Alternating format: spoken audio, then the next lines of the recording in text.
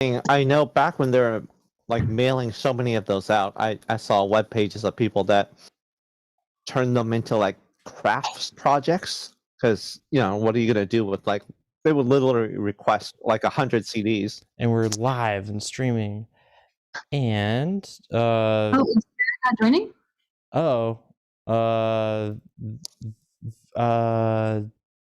Let's see, 1 second.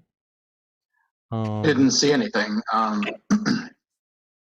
But I also don't see him on. Maybe he still has family over. Yes, he's still with doing party stuff, probably, I'd imagine. And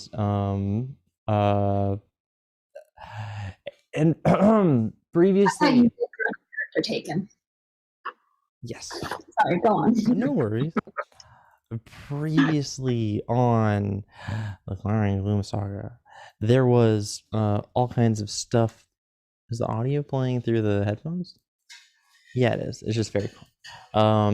Previously on the Clarion Gloom Saga, we had our compatriots. They were in a music shop, and they were, some of them were jamming, others were getting in this big messy jam, getting all jammed up in this whole crazy situation with a Salati, who also was some kind of cold worshipping cult of the crystal, squids cycle business going on there, and they defeated this frost salamander in the middle of this music shop, and were deputized by the forest guardians, and joined the ranks of the cult of the crystal, and then there's a lot of water around. It's very drippy. The floor's still soaked, but the salamander has all but is just little ice chunks floating in the pool of water around, along with violins and tambourines, and the music shop that gently clank together, making a quiet whisper of a symphony as the party is in mid discussion. We join them now.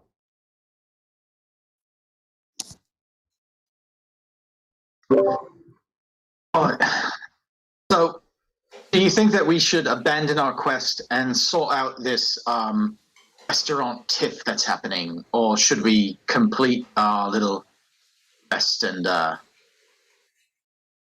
head off? Just out of curiosity, did anybody see which direction Hobbs flew off with Raiselin? I mean, if we were to eventually, I don't know, track him down and say, would be helpful to kind of head in that general. I don't know if owls migrate south for the winter or how that works, but boy. Not really. I wasn't really paying attention. I was too busy being completely entertained by that event. Should we take a rest? It's like that. Almost seems like that's a later problem that we don't have to deal with right now, but just food for thought. And some point, honestly, we should probably track them down. If there's one individual that I trust to go off on their own recognizance, it is Hobbs. So I think we just chill out, and if Hobbs makes his way back, then we know that it's safe. If not, then I mean, hey guys. First off, if you love him, let him go. Oh well, I mean, hey, it's just Hobbs and I have a strictly business relationship. There is no affection between us whatsoever. It's just like between me and my parents. Now,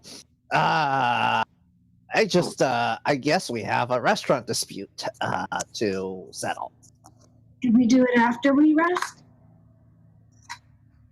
I mean, I'm not sure how you're all feeling. I feel like mostly spry, but I could do with a quick nap. Like a short rest, right? Or are you thinking Yeah, about packing it in for the night?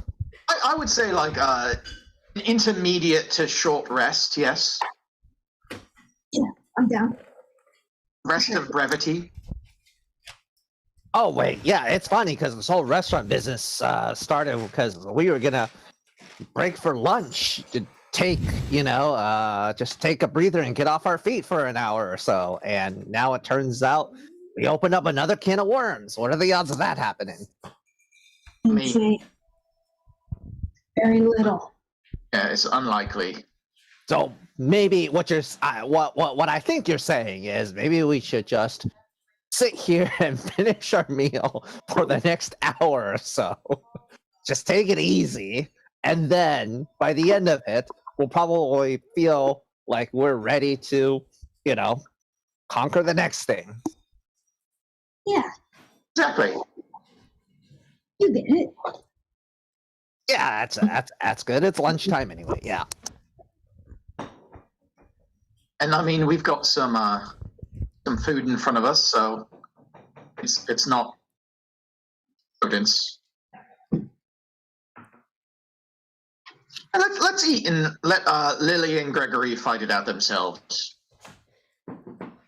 Oh, were we supposed to go over and talk to him or something? I mean, Gregory's been trying to get this place shut down, but honestly, I'm not very invested because we've got a lot on our plates, figuratively and literally. Oh, I see what you did there. Well, I don't think Gregory's going to shut this place down in the next, let's say, hour or so while we eat our meal. Yeah. And if they do, I mean, Gerald adjusts his new sash. We are honorary forest guardians, so I'm sure we can figure something out. Well, also, if we're going to go advocate for this restaurant, shouldn't we know what we're advocating for? We should eat some. Very true. Very true. Girl Hey, starts digging in. Ixnay on the honorary hay. Let's as far as everybody's concerned, we're totally legitimate. I meant honorable. We are honorable. We are 100% officers of the law. Is that how it works? Yeah, something like that. Yeah. You were reading a menu? I think that we had already ordered some food from Lily's fish food place. Oh, I heard you and I remember, and I'm just finishing up cooking it right here. My name is not Lily. All right. She's going to roll. My apologies, I'm terrible with names. But I do appreciate the tableside service. It's very nice. Oh, and she, with a slice of her swordfish, she presents to you. It flops over into place onto the table. A vulture octopus, as well as the things that you ordered. All they look quite fresh indeed as they are uncooked.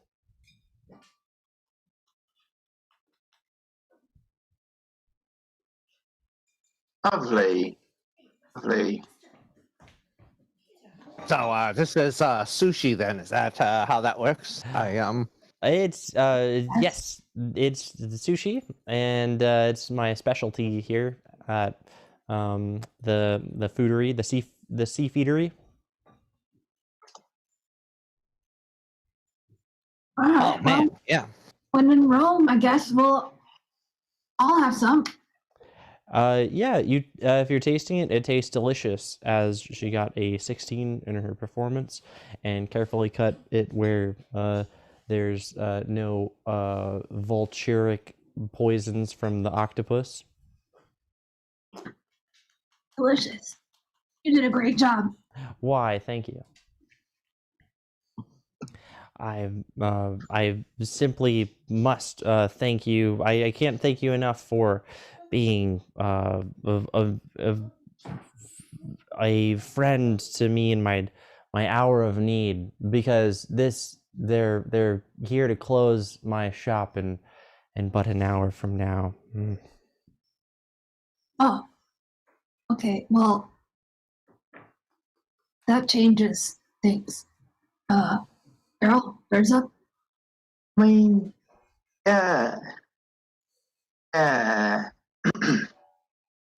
maybe if you give us a moment, we can discuss what we can do to assist you. Absolutely. Thank you. All the Thank you time for in the world. food.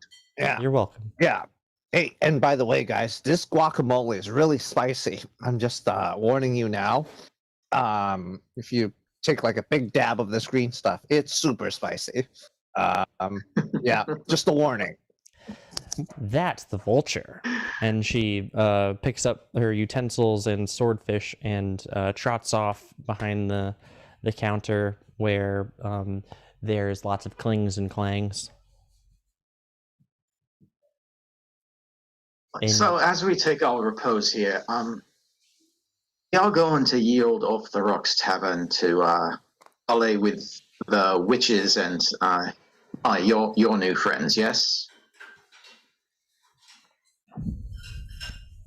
And number one on our new agenda is finding love for everyone, yes? Yeah. Find love. Number 2, find Rizel.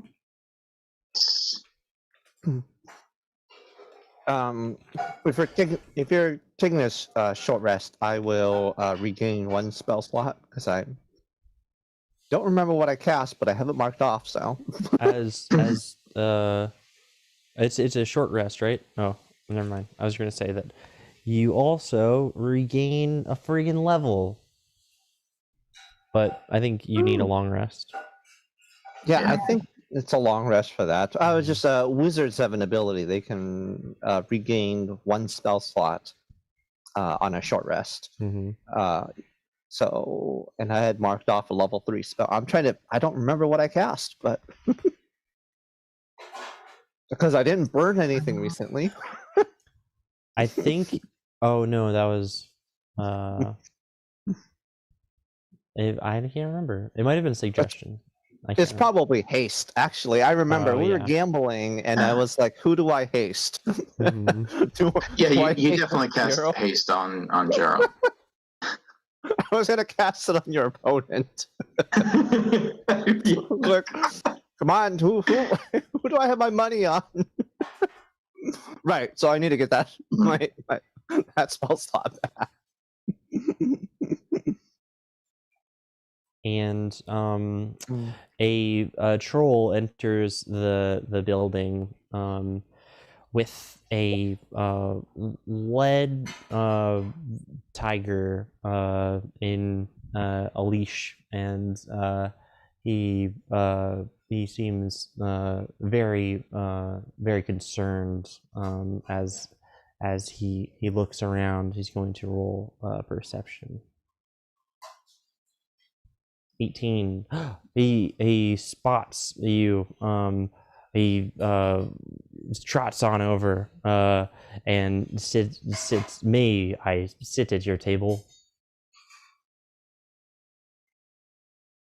I look around to Gerald and Berzuk and I go, "Are we just gonna let anyone sit at our table?"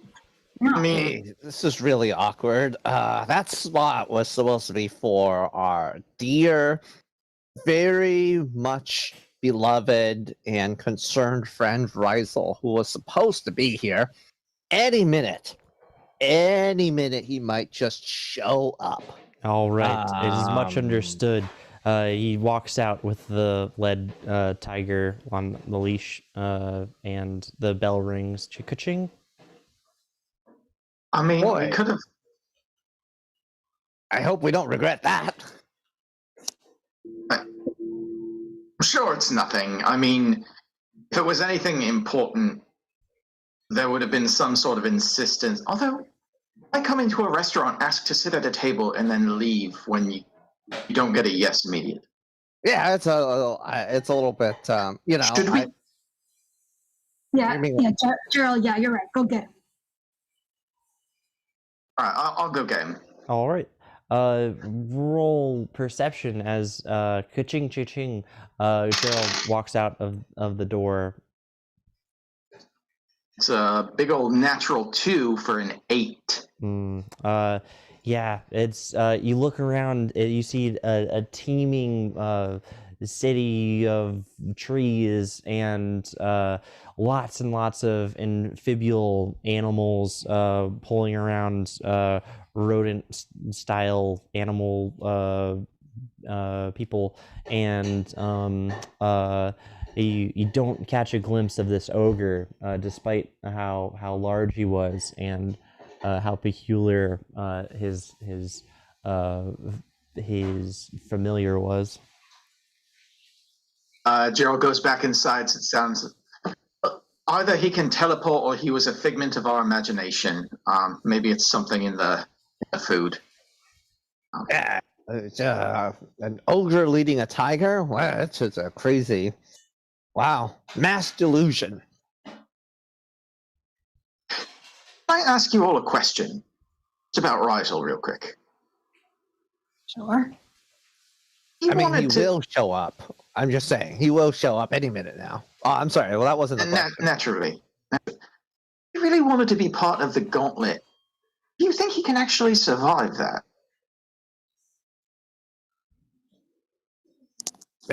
Well, I He think is that really silence sneaky. is. nah, you could find a nice quiet corner somewhere, hide, and shoot somebody with an arrow. That's what he normally tries to do, right? When he's not getting burned by somebody's fireball. To be fair, he would have to play through a card of some sort. Right. Oh, that's right. Yeah, Exactly. he gets to have other animals fight for him. It's the ethics of that is best maybe left unexamined. Speaking of which, where's your snake? Mai starts to conjure her familiar. All right. Roll perception as to combat this. It's very obvious. It's trying to pretend that it's one of the eels on the table, and it's acting dead. But it's very obvious that it's rolled a 1 for being sneaky. As we've established, when it comes to my snake, it is during that 15 minutes, it's it's there, but it's just hiding from her. And if she beats it in perception, it shows up a little earlier. I rolled a 9. Yep, that beats its natural 1. It's pretending to be an eel on the table. It has its forked tongue out, pretending to be dead, hiding. There it is. Hey, bud. And yeah, it slithers around and it's caught. Why did you want my familiar for, Joe? I was just curious. Honestly, I'm purely curious. I mean, Bergerac has sent Hobbs off somewhere, and actually, does your familiar have a name? It did at some point, but I don't remember it, and so I decided I should let it name itself whenever it's ready. It's nice. I'm gonna look through my memory bank here for its name. In the meantime, when we go up to the tavern, are we going to be antagonistic or trying to ingratiate ourselves with the folks there? Well, I mean, Just play it by ear. In situations like this, I wonder, what would law enforcement officers in this land act? Would they be hostile? Would they be efficacious? Would they be cordial? I'm not too familiar with the culture of this law enforcement here because they vary quite a bit by jurisdiction. You understand? One interaction so far has been them immediately deputizing us. Oh, So there's maybe a we should friendly go in and try to deputize them. Yeah. Hey, we deputize both of the shop owners and let them duke it out. I haven't thought through this plan 100% just yet. Okay, we've probably got another like 50 minutes or so to work it out. So, Ding ding, ka-ching, ka-ching, the door bell goes off again, and it is a person in a fancy, very official ensemble of robes that have the moss of the canopy, and they are a genasi, and they're sauntering through, and they're going to roll investigation. Yes, with a 16, they rub their finger against the counter and put it together as if they've found something not the hottest about it, and they frown and they pull out a clipboard from their robe and begin making marks as they walk around the establishment. Lil is going to roll perception. Yes, she sees her this Genasi person from across the room. Oh no. And she's like, she stops cutting, and a grave look goes over the owner of this restaurant's face.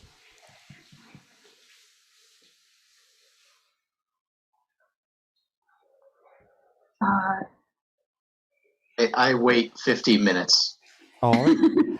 During those 15 minutes, this person walks around the whole place and making different checks on their clipboard, as well as muttering a few things, and then goes up to the main counter and is like, all right, here is your food scored. I'm sorry to say this is the third week in a row that you haven't been up to this place hasn't been up to task, and it's curtains for this shop, it seems. Oh no, that's terrible. This is the worst. No. Gerald, birds up. We've got sashes. We should probably come on. Oh, They're resting. All right. Hey, you there in the official looking robes. Yes. Would you like to be My deputized? name is deputized. I'm already chair food of department, and I am the chair food department. I am the chair food department as Zagat. Okay, that's great, but you could be promoted to honorable deputized chief food. I mean, that's more words in your title. And we all know the longer the title, the more prestigious it is, right? It's very true. That's why kings and queens have like 19 titles. Let me consider this while you roll persuasion with advantage, as you've been aided by your friend here. The people who aren't talking to this person, i.e. are entitled to roll a perception check. Let's see as if you're not I currently engaged in conversation. 13. Yes, from behind these guys, through the crystal glass of the storefront and across the bustling street of amphibial vehicles, through the other crystal glass of the other restaurant, you can see a very grumpy face of a turtle. There's a very grumpy turtle with a rat hanging, and he has a cleaver, and he looks like he's not paying attention to what he's chopping, and because he's so focused on what's going over there, and instead of chopping the rat, he seems to just be cutting into like the stack of receipts that they put on a spike, and he's chopping that up while this rat is going to roll a dexterity to get away. It slips out and it runs away while this guy is still chopping away and just cutting up receipts. But it's the rodent place across town. It seems hyper focused on this situation that's going over here. The turtle who runs the shop. That's what you see. Are there blinds or anything I could pull down the screen or a shade? There is a rolling paper that it's on the ground, but it's quite obvious that there's a big hook to hang the wood that's connected to the paper. I'm gonna go release it. All right. Yeah, it's functional, and are you trying? What's the intention behind Mai's actions? I just want to shield the window from the turtle's view. All right. That happens. Are you trying to be stealthy that it was you who is doing this, or is he watching you do this as you do it? He's watching. I'm gonna wave at him. Oh, before okay. I do. You have his aggression. Yes, you see. He looks a little surprised and pretends to be. He looks back at what he's doing, and he starts to pick up things, and he kind of hides a little bit. Generals. It's very convincing. You're half sure that he might not have even been looking this way. Okay, then I'm gonna. How many guys are currently wanting the inspection? There's just one. The prestigious chairperson of the food department is Zagat. Okay. I'm gonna walk over to him.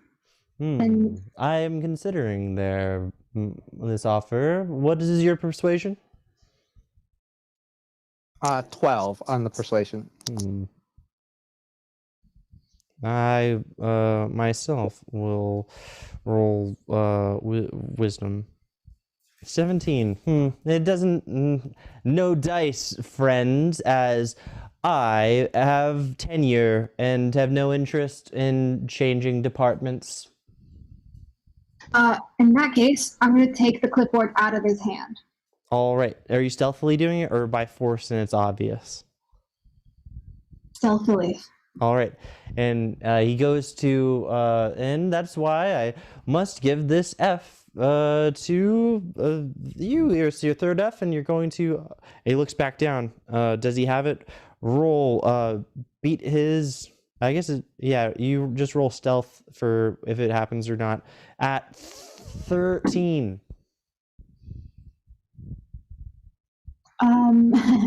That's a natural 1 plus 5. So yes, and he sees you just holding on to it with two hands in an angle that looks like you're trying to hide from. This will not do. I'm gonna like push the clipboard towards Mai and put my like finger up against his lips and shh. Listen, mate. Is this really a fight that you want to pick right now? I'm very tired. I just wanted to eat. Come back in like 45 minutes. Is this intimidation, persuasion, or strength? Roll I guess intimidation, right? It would be more like intimidating. Yes. 16. Oh, this is shenaniganery that I've of the sashayed deputies. The hall will hear of this. Ka-ching, ka-ching. He leaves the establishment all kerfuffled.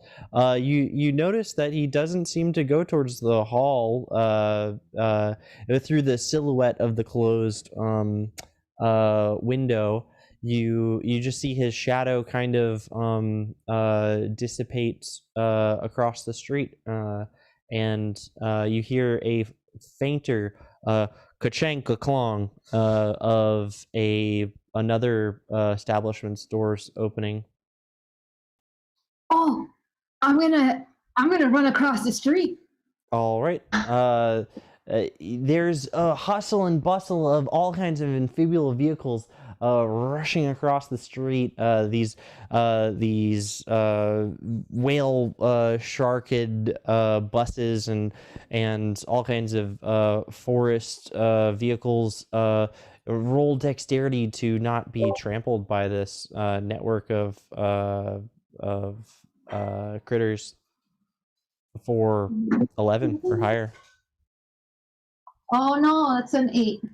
As you're trying to get around, there's a fern shark that it tries to stop in time as the wind weasel pulls its reins, but you get all caught up into the grill of this fern shark and take six damage as you fall prone in the middle of this busy street that now has there's going to be there's a whale lizard behind it, and it's going to roll dexterity to stop in time. It does not stop in time. Did Gerald try to grab her out of the way? Roll dexterity to pull Mai out of the way in time. As this natural, there's this colossal. 20. You run and pull her out of the way just in time as this colossal careening iguana-esque fish is slapping the ground, trying to stop before it collides with this fern shark, but it cannot. And there is a 16 amphibian pileup in the middle of this street, and those roots that were that blue or gasoline green color that you heard saw flowing through stuff earlier. That's spewing this fluid out like fire hydrants, and it's a whole commotion out there. And Lil's like, "Thank you, you seem to have stayed them away, but I appreciate another day of preparing. My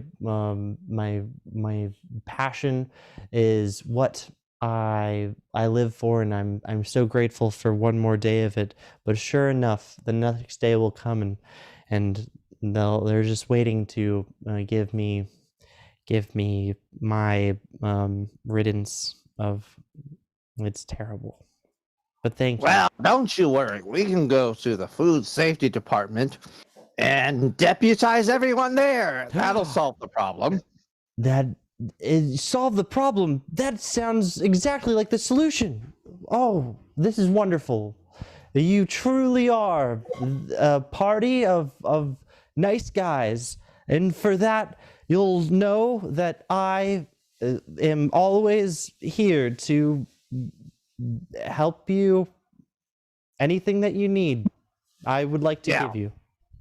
Oh, that's fine. Oh, by the way, just so we're clear, I'm not 100%. I just want to make sure I'm being culturally appropriate here.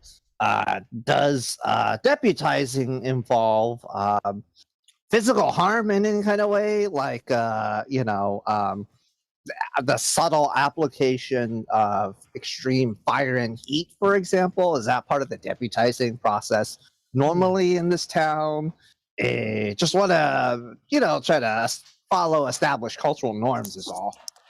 I have a lot of forest guardians who come through here, and one thing that the forest is not very fond of is fire, as guardians would like to preserve the leaves of the forest, the canopies. Those leaves, they protect from the snow falling down through the canopy, and fire would burn those. And therefore, while they do love warmth, contradictory, if it's too warm and it becomes fire, it's not good for the plants, is the way that they have all of their guardian talk. I just pick it up sometimes here and there. They just talk about warm things and the like. Oh yeah. No, of course. I would not dare think of lighting anything on fire here. I mean, that would, right, guys? That's never ever happened in the past. We've No, never. yeah. No, well, oh, that's good. We're all on the same page. This is wonderful. This is wonderful. I truly appreciate it, but you've truly, I feel like I'm in good hands, and I'm optimistic about the future because of the promises you've made to me this day. I would like to repay this by promising you a wondrously magical decanter. Upon That sounds lovely. the safety of my shop and ability to make my passions full foods. Oh yeah, that's great. Well, we can. I guess we have some deputizing to do. Yeah. Oh, Berzak. It is a lovely offer. I just need to make sure my friend here does not Anna Karenina herself again. Are you okay? Of course. Yeah, It seemed like you just dove straight into that carriage. I slipped. All right. Just wanted to say, don't feel guilty if you don't remember your familiar's name. That's no cause for. Again, this is not a good reference, but Anna Karenining yourself. Yeah, there's no It's just not an accessible reference. I'm actually more ashamed now than you probably were. You slipped. I wasn't Anyway. ashamed I slipped, but okay, And I definitely am more ashamed because I am ashamed. you should be. I feel it. Worse. Should we go across the street and see if Gregory will offer us more money? And we can kind of play them off and try to maximize our profit out of the situation. A merfolk appears riding a dire wolf with a lot of with a serpent wrapped around it and a sword through the serpent, but it's fanfare. It's made out of twigs and leaves and the like, and they hop off of the dire wolf and begin. They're going to try to open up this fern shark. They get a 12. Yeah, with great effort, they tear open the hatch of the fern shark and pull this person who's going to roll Constitution. Pull this unconscious person out. Oh, just stand back. Oh, this is not good. We need any officials around. I need guardian help. He's going to try to medicine. 4. It's not looking well. There's a wind weasel that it's just lots of wind weasel blood is pouring out. I guess we should go help this rodent. Oh, no need to worry. We have somebody in our party that has magical healing hands. And that person is Right. Definitely me. Step aside, everyone. Yeah, As we all know, I've always been the one with healing hands. The merfolk steps aside and thank gosh, I'm going to begin working on the whale. You hear how are those guys doing? Oh, it's bad. Yeah, you just hear panicked screams from the open mouth of the dead whalefish, and they run over and roll medicine, I suppose, as you begin to operate or interact with this wind weasel that is all like passed out and stuff. 10. Yeah, it's like right in the middle, like you feel like you haven't done any more harm than help. It's like you've sustained it at a you've been able to hold the blood in from where the fern shark's tooth seems to have punctured. You've been able to apply pressure and keep it from getting any worse as long as you're holding the pressure on. I keep holding pressure, and I lean down into its ear and say, I hereby deputize you as a forest guardian. Go forth and deputize more in our name. I will. I promise. I will deputize everybody that I can. If you could just get me out of this, I really don't want to die, my guy. That would suck real bad. Then what's the other party doing? What's everybody doing? Hi, were you heading across the street? Yeah. I'm gonna try and carefully go back across the street. Yeah, there's no more traffic anymore. It's just all this like big giant a bunch of like messed up amphibians are like flopping around, moving, trying to right themselves and stuff. And I'm gonna like tiptoe over them and just go, excuse me, sorry sir, that looks bad. Okay, all right, pardon me. All right, yeah, you make it all the way over to the other side of the street. You see that there's a lot of turtle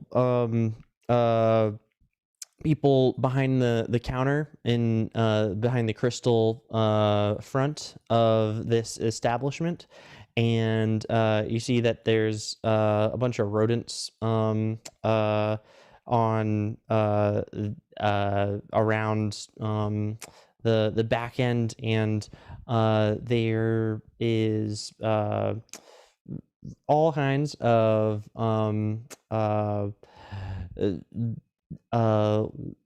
there's like a elder, there's a very very very old turtle in the corner towards the back away from the counter, like and who's sitting with that person, with that very old turtle, is none other than Zagat, the friggin' food department. I'm gonna like bang on the window and just like wave. All right, roll strength for less than 16 as you bang against the crystal glass. 11. Yeah, you bang on the window. It's very apparent. Everyone turns around and looks at you. And I'm waving like hi.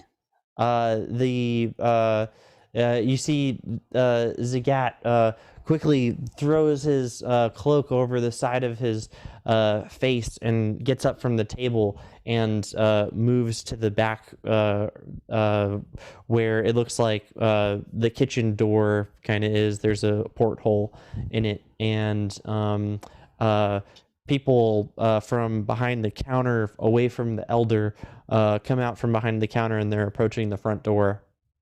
Ka-cling, ka-chong, the door opens, and it's the turtle that you saw was peeking over here, and he's like, hey, are you here to buy some wonderful rodents, or what's the deal? I'm gonna like push past him and go, yeah, and just go up to the front counter as if I'm gonna order. All right, yeah. You head on over to the front counter, and there is a much smaller turtle with a big Adam's apple who looked very distracted at looking outside at all the crazy stuff, and he's like, he looks back over at you as you approach. Oh, hey, I welcome. What rodent will it be? We've got a lot of them. I can. We've got a deal on elk gerbils, and he shows you a large cut of meat with a antler sticking out of it. I'm gonna look up at the menus and basically, or like, yeah, look through the menus and look around as if I'm like about to maybe order one. But then I'm also under my breath gonna cast thaumaturgy and cause harmless tremors in the ground for 1 minute, and just while I'm still pretending to look at the menu, go, I would suggest you leave my buddy across the street alone, you and Zagat. Otherwise, I couldn't confirm whether or not this establishment will be here tomorrow.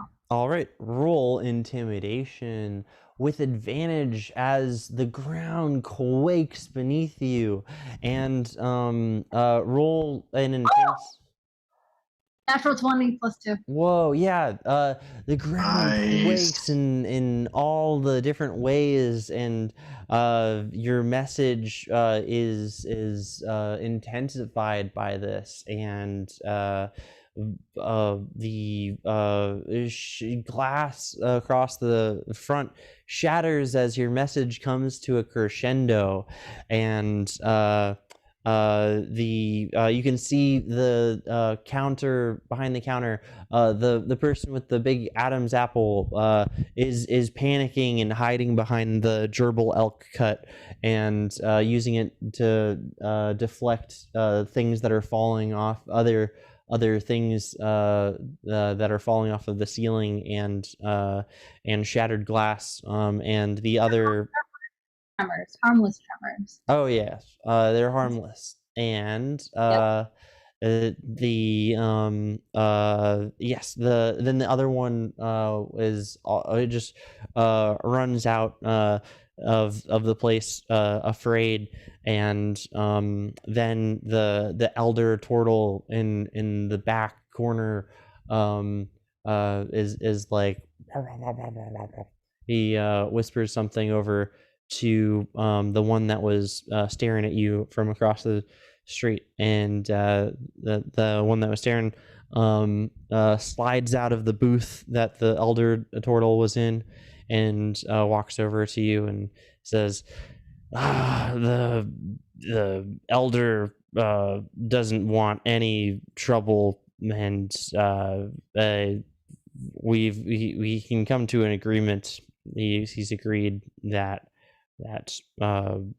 he'll stop campaigning for the removal of the other establishment, as long as you don't stop freaking him out. He's got an old ticker, you see, and he can't be freaked out. Is Is there like a paper menu around by any chance? Yes, here. He reaches over the counter for where the cowering Big Adam's apple turtle is, and pulls out a scroll and presents it to you. A scroll. Okay. All right. I'm gonna take it All right. and just stare him in the eye, rip it in half, and go, I'll accept the deal, and then walk out. Yes, he looks flabbergasted, but still very intimidated, and as well as the rest of the shop. Other people are under tables and the like, and yeah, you walk out of the shop, and what was the medicine check that you? Oh yeah, it was a 10. By now, there's quite a few more dire wolves have showed up with different people on them. One is a Yanti, and another one is a goblin, and they're administering aid onto the wind weasel, and they're like, "Oh, thank you, good guardian, sir.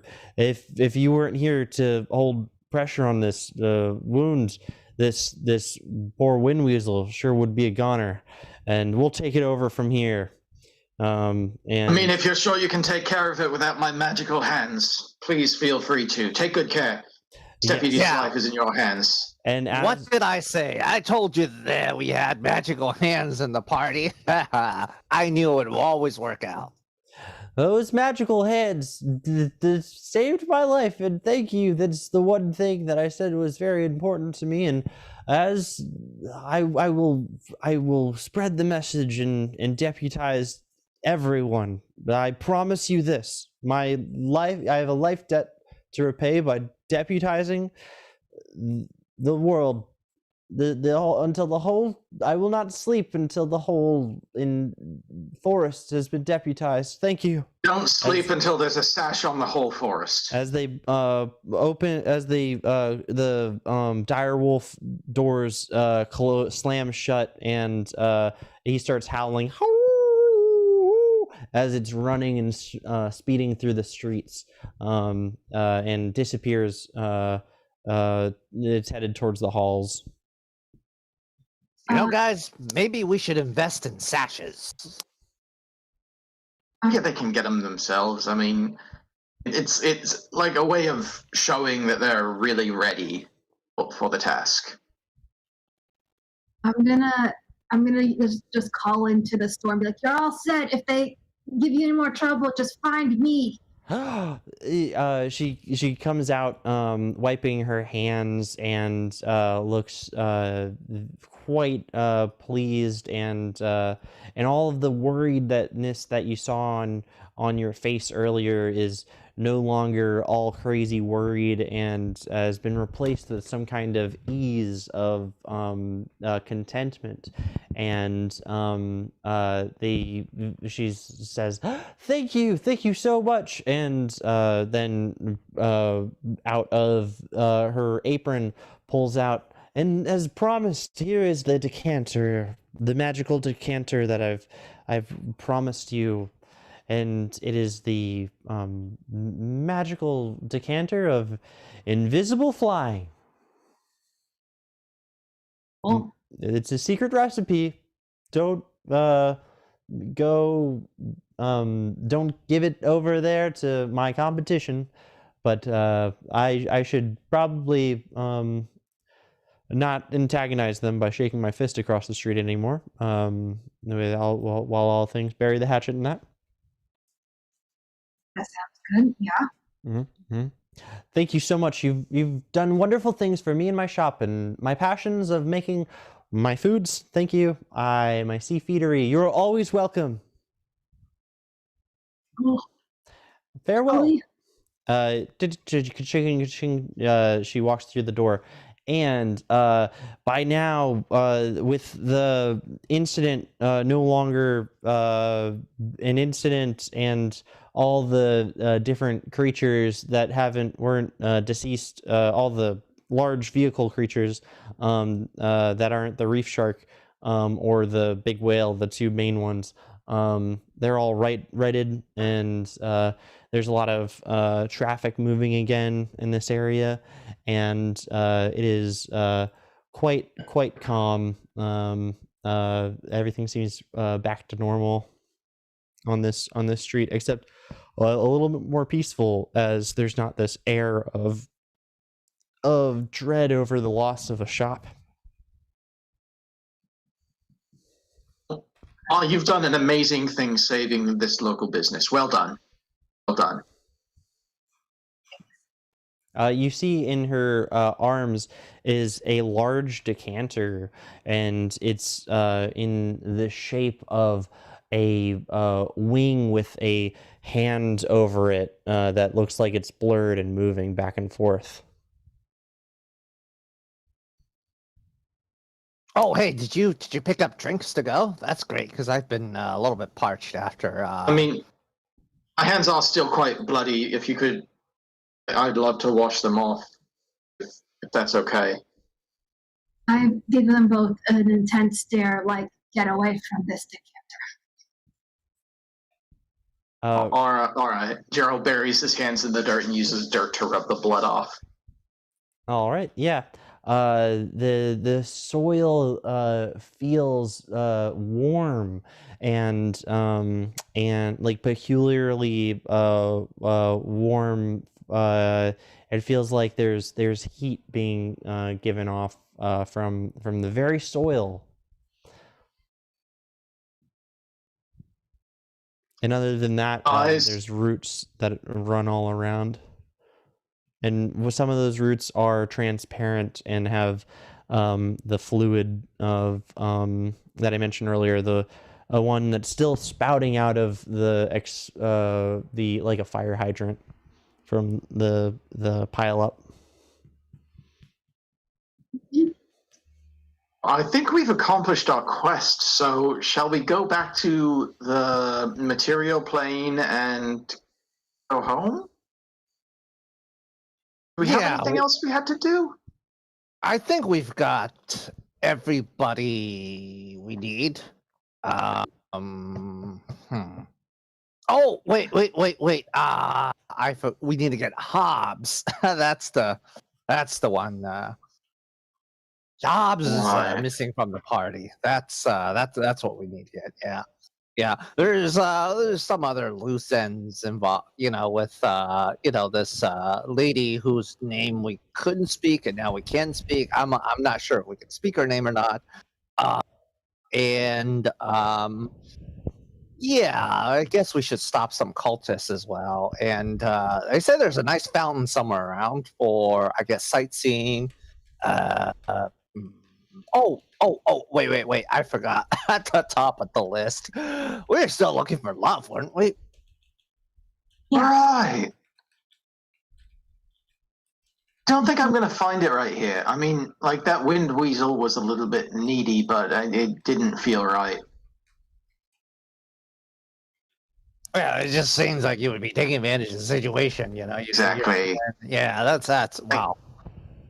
Yeah, getting into like a romantic relationship with someone who owes you a life debt is very, very... Yeah, it's very asymmetrical. I mean, and let me tell you, one thing I've learned about this party is we are nothing if not just ethically, more like just 100% consistent in our ethics. I mean, otherwise Amara wouldn't have taken off. She knew we were ready and ethically prepared.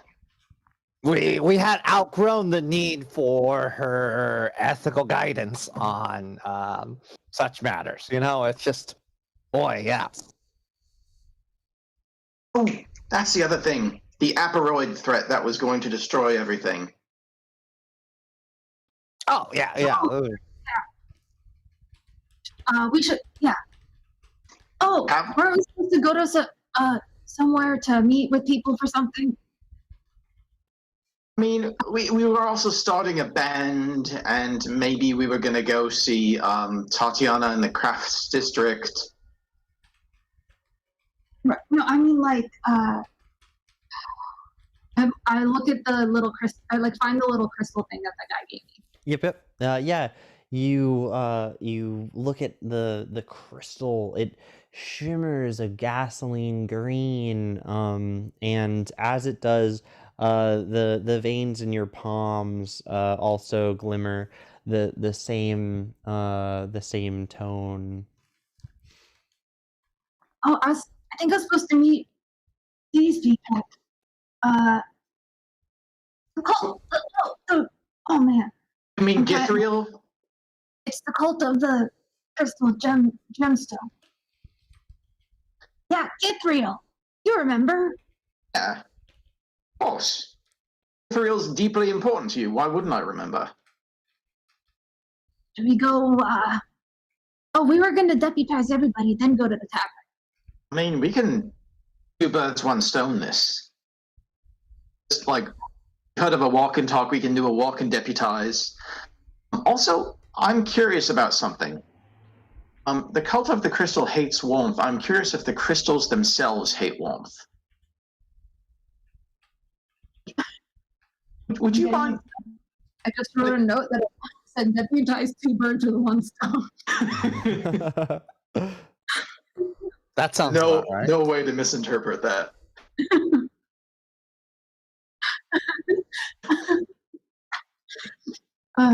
Sorry, General, I was laughing to a joke that I said in my own head. What were you saying? Was it the Anna Karenina joke I made earlier? Did that land finally? It's not even close to that, no. Oh, okay. Stupid story. I was just going to say, like, the ground is very warm, and I was curious if the crystal would have, like, a reaction to the warmth of the ground, but I realized, like, bodies have more warmth than that usually, so... Roll Fucking perception, deputize, shall we? Roll perception. Okay. Natural 2. Yeah, you don't notice too much. I'm gonna look at the crystal and then look at the ground and look at the crystal and look at the ground and then just keep doing that for a couple seconds. All right. Roll perception as you do that. Hey, Mai, did you notice this crystal here? 13. Yeah, you kind of realize that you're holding what is it looks like dry ice, and i.e. ice, and it doesn't feel like there's frost burning your hand, and it almost feels like it's the temperature of your hand, and it doesn't look like a warm thing. It's like giving off condensation in the wind, like a trail of gasoline green smoke, kind of like a flare, and also almost as if your hand is ice cold, and your body temperature is of ice. You come to that conclusion. I'm gonna put the crystal away back in my pocket. Alrighty. And then I'm gonna put both my hands on the ground. All right. Yeah, as you do, a bunch of steam comes off, a lot like the other one, but it's not gasoline green. It's just white hot steam comes off of the ground, and lots of condensation, and it's the ground feels very, very warm, not enough to do damage, but it feels like taking a fajita plate or something. It reminds you back in the material plane, when you ordered a scorpion fajita at Scorpion Flats, and it would sizzle and burn your hand. It's making all the noises that happened when your hand got burned, but your hands don't feel or they're making it feels like it's burning. It's like as hot as a scorpion fajitas, but it's just And dirt. You guys hear that? No, but I would really, really like some sort of wrapped food right now, even though we just ate. You guys don't hear that? It's a sizzling sound. I mean, you sample it and use it in your music? Corey, he's roll persuasion as there's still a Corey with a little bit of wind out of his sails. 9. Corey comes out from an alleyway, one of the alleyways that he's been walking. I've been taking the back streets since I parted ways with you guys out behind the music shop, and I've come to think about a lot of stuff, and I don't think sampling's the way to go. I think I'm gonna put in I'm just gonna do my best at getting into that band, and we still got that practice. So I'm gonna meet up with that band, and try to get that halftime show thing going. Even though I don't have my best friend around Rizel or my old best friend Maple. I barely even remember his name or whatever because he's my old best friend. Mai stands up and like dusts off her hands, like claps off her hands, and just looks very, very sad that she couldn't contribute to the music. He also he's roll charisma as you do that for 11 or higher. 4. He just it seems still moody and brooding, but there's no shared thing or whatever. He happened to be looking over at Berzik and during that moment. Berzik. That was some crazy stuff over that music shop back there. Corey, how would you feel about an assignment? Sorry, I know you were talking to Berzik, but it just occurred to me that you might be just the type of person we're looking for to fulfill a very special assignment.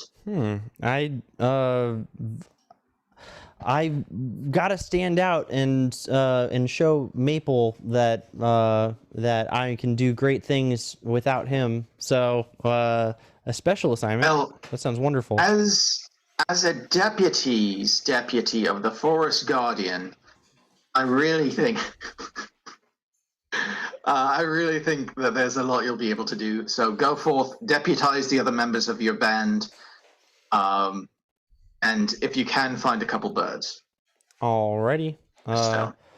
That sounds like a plan. I'm gonna run around and deputize people, and then on top of that, I'm going to join that band, and I'm gonna see if they're cool with getting deputized. And wait, you're also gonna need to find a stone. Those are pretty hard to find, so make sure to look hard, like look high, look low to find a stone. We need a stone for some reason.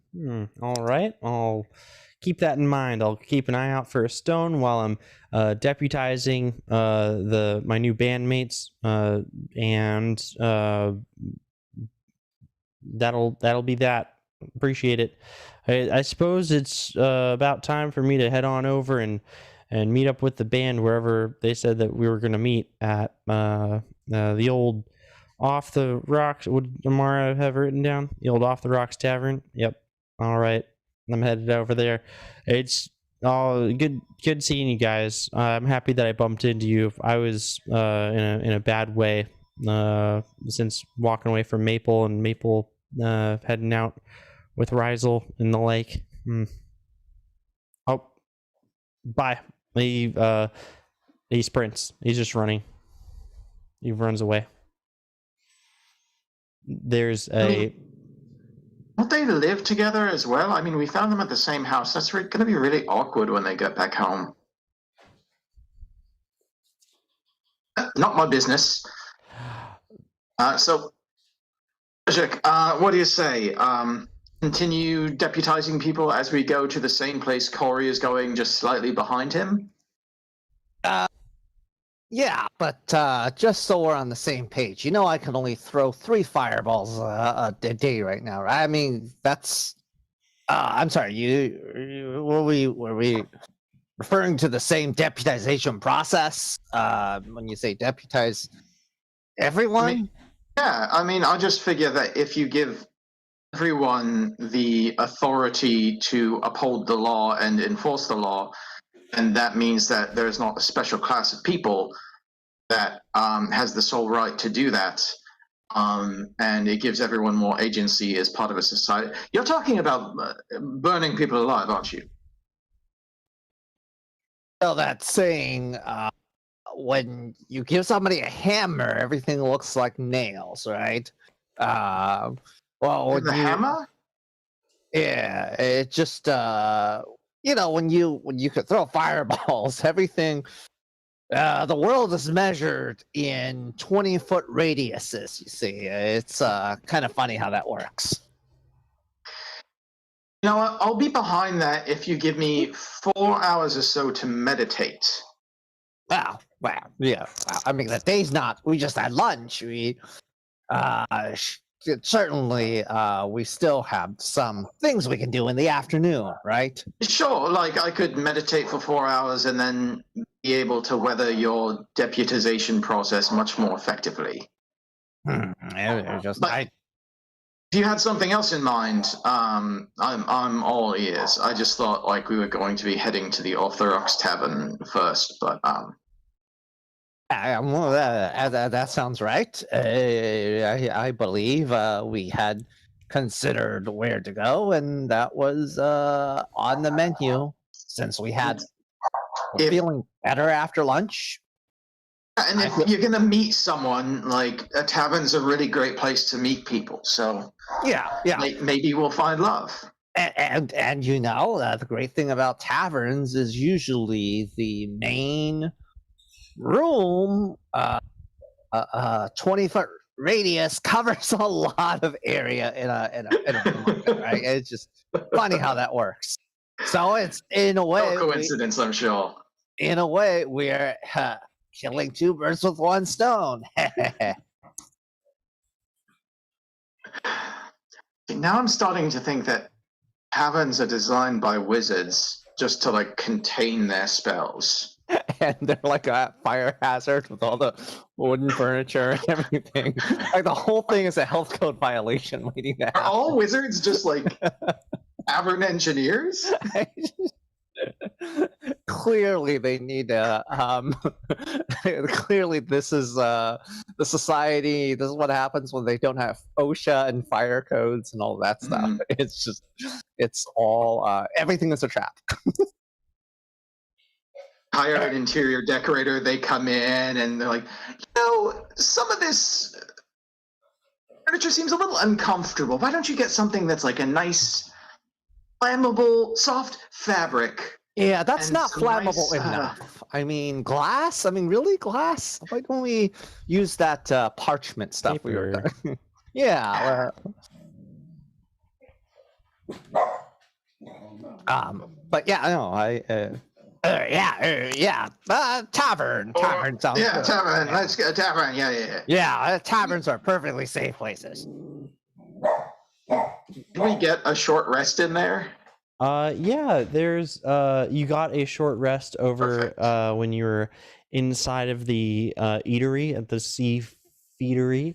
You were able to rest and reflect. Not so much that you had any grand epiphanies or realizations about your own potential. but you feel as though your tummies are full of vulture and octopi, and you are feeling hearty and well. Excellent. Jeez, what terrible rolls. Let's go. You deputy. Gerald just like goes and starts deputizing people as they go. You throwing sashes around? Like, I mean, I would buy the sashes, but I don't really have the gold for it. It's really too bad that we don't have some like cachet of gold to invest in sashes for everyone. Yeah, you see, It's too bad. there's someone sweeping the roots, and you. Deputy. Oh my, this is huge. I don't have to sweep these dang. He snaps the broom in half, and the guy who's up, there's a guy sitting on the top of the roof that he happened to be sweeping, and he's like, hey, you can't, you're gonna be fired, you break another broom. I told you that. Deputize that man up there. I just have the one sash. How do I deputize somebody without? I mean, I can't. I've just been saying deputy. Oh, that's. I thought it. I know two methods of deputization. One involves sashes. One involves fire. I trust you to make the right choice. Yeah. Well, that's what I'm saying, and I'm constrained in both departments since I have a limited amount of both sashes. And now, you have 3 fireballs, right? Hear me out. Now, if we can collect people within a 20-foot radius, I can deputize a lot of people at once within a 20-foot radius. So that's different. A sash is not that big. Hey, did you just offer my employee a job? Now who's gonna sweep my roots? This won't do. I'm coming down there. Who's gonna start climbing down the roots towards you guys? It is a Grimlock. He looks really peeved. Oh, don't you worry, sir. He falls. I can. It's a 4. He's looks like he hasn't been off of the route in a very long time. Oof! Oof! He takes 2 damage as he's sitting on the ground looking up at you guys. You think you can come around here and take my employees away? Oh, this won't do. This won't do at all. I'm real peeved at you guys. I mean, if you're unwilling to do the work to upkeep your home yourself, you should either move to a more manageable location or work with someone who cares enough about you to help. You shouldn't have to exploit people to take care. But Bershuk, you're not going to deputize him. Roll persuasion as this Grimlock strokes and thanks. 4. 9. Oh, he gets up off the ground. It shows what you know. You're not talking a lot of sense. I'm attacking you. He's gonna give you roll initiative as he begins to attack. He's gonna roll.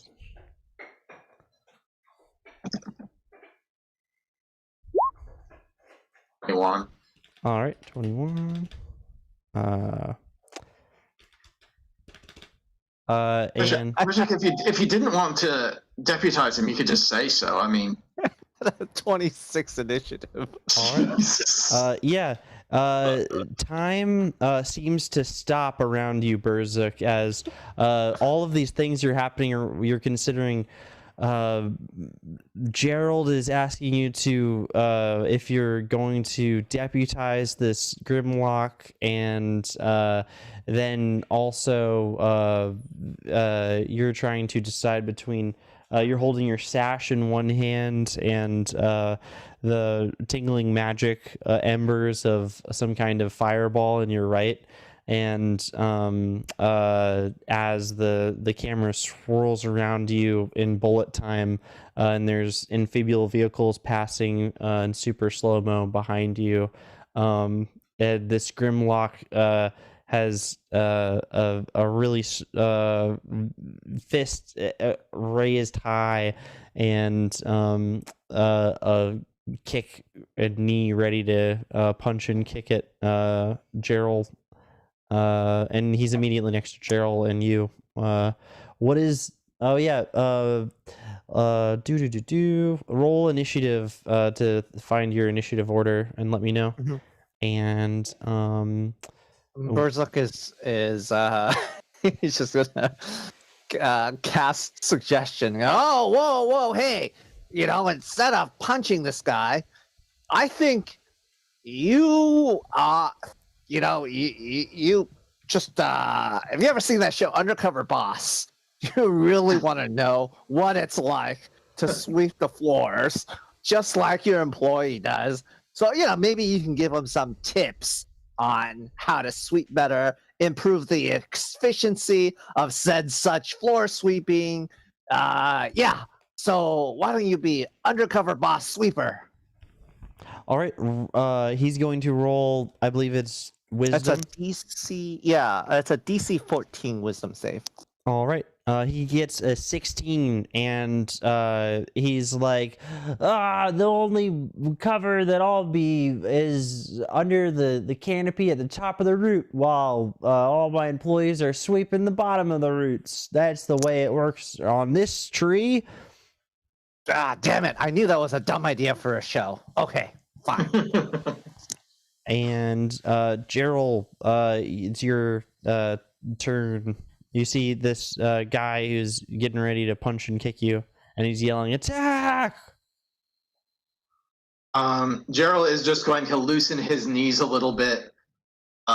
Mechanically, he's taking the dodge action, but he just kind of like sways back and forth a little bit and says, I mean, if you really needed help, you could have someone like come and make over your home. I mean, just like tear everything out, redo everything, and it might give you more joy, but you shouldn't just go attack people. You should do what you will. That's Gerald's whole turn. Alrighty. What did my roll? What did my get for a 10 initiative? I think that's the same as this guy. He got a 10 as well. What's your? I'm gonna say, yeah. He's just going to. He yells, "Attack! Attack!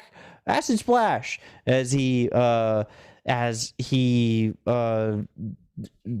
goes from the end of his arm to the back to the front of it, producing a bunch of acidic oils as he aims his open palm at you, Sailor Moon style, but with a bunch of armpit acid, and that is Really disgusting. Does he take disadvantage on that with dodge, or is that only for melee attacks? He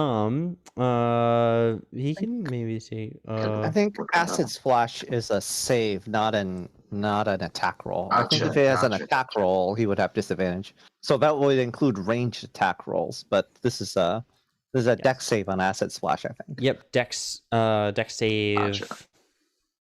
Gotcha. 13 or higher.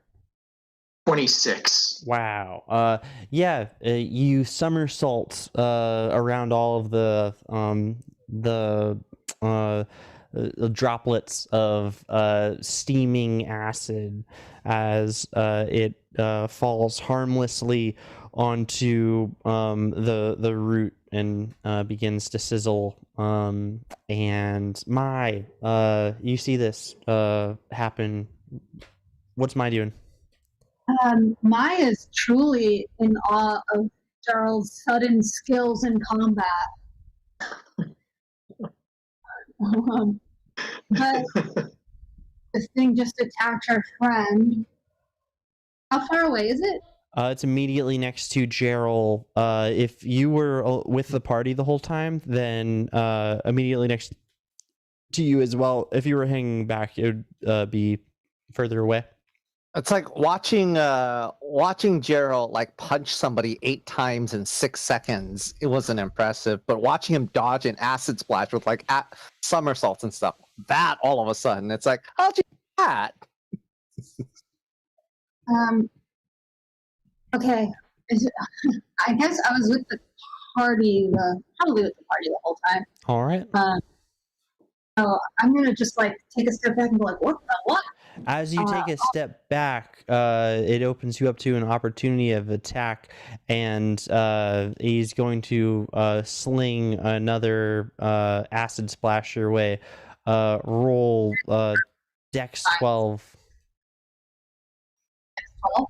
Yes, that's his reaction to your movement away from him. Oh! Did you get a high Dex? It's a natural 1 plus 2.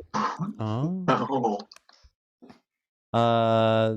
It's a good thing we took a short rest, so we're all at full hit points. Yes, then 3D roll in this.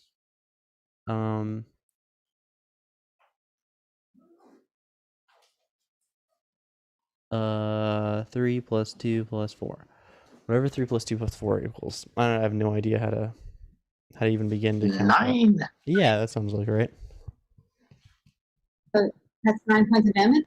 Yes. Acid damage. There's sizzling. It's burning. And so much so that it's this intense heat that is even hotter than the fajitas that you felt against the soil. It's this insane heat that is maddening, and it feels like you're melting. It's horrible heat. That's all you can think about is just how your disdain for heat and warmth and the like. There's a compulsion away from the sensation of sizzling, and that dang infernal sizzle that you used to love back when it was scorpion fajitas, but from the sizzle in the soil, and now this, it infuriates you. Arrgh. And your veins, even without holding the crystal anymore, all up your arm are turning that color that they were ever since you made the pact in the middle of the lake. And that puts us at, I believe, Gerald. I think it's still my turn. Oh yeah, it's still my turn. Oh yeah, you moved away. My bad. So basically, right now I am doing the Hulk. Uh-oh, you made her mad. Oh, that's a bad thing. That's bad. I mean, when she gets vascular, you better watch out. So this might hurt me. This fire damage. When someone hits me, I can use Hellish Rebuke. Oh. Oh wait, no, we haven't taken a long rest yet. Just a short rest. I can't use it. Never mind. Okay. In that case, I'm gonna. You have moved away from him, however, whatever your movement was away, because you've already made it away from him. So if you Hellish Rebuke, wait, is that instant as they're making the hit? Yeah. Anybody who damages me, but it doesn't matter because it's once per long rest. And Mm-hmm. it's a long rest. I'm going to. I'm gonna cast Frostbite. All right. They're going to roll a saving throw. Con saving throw of 11. All right.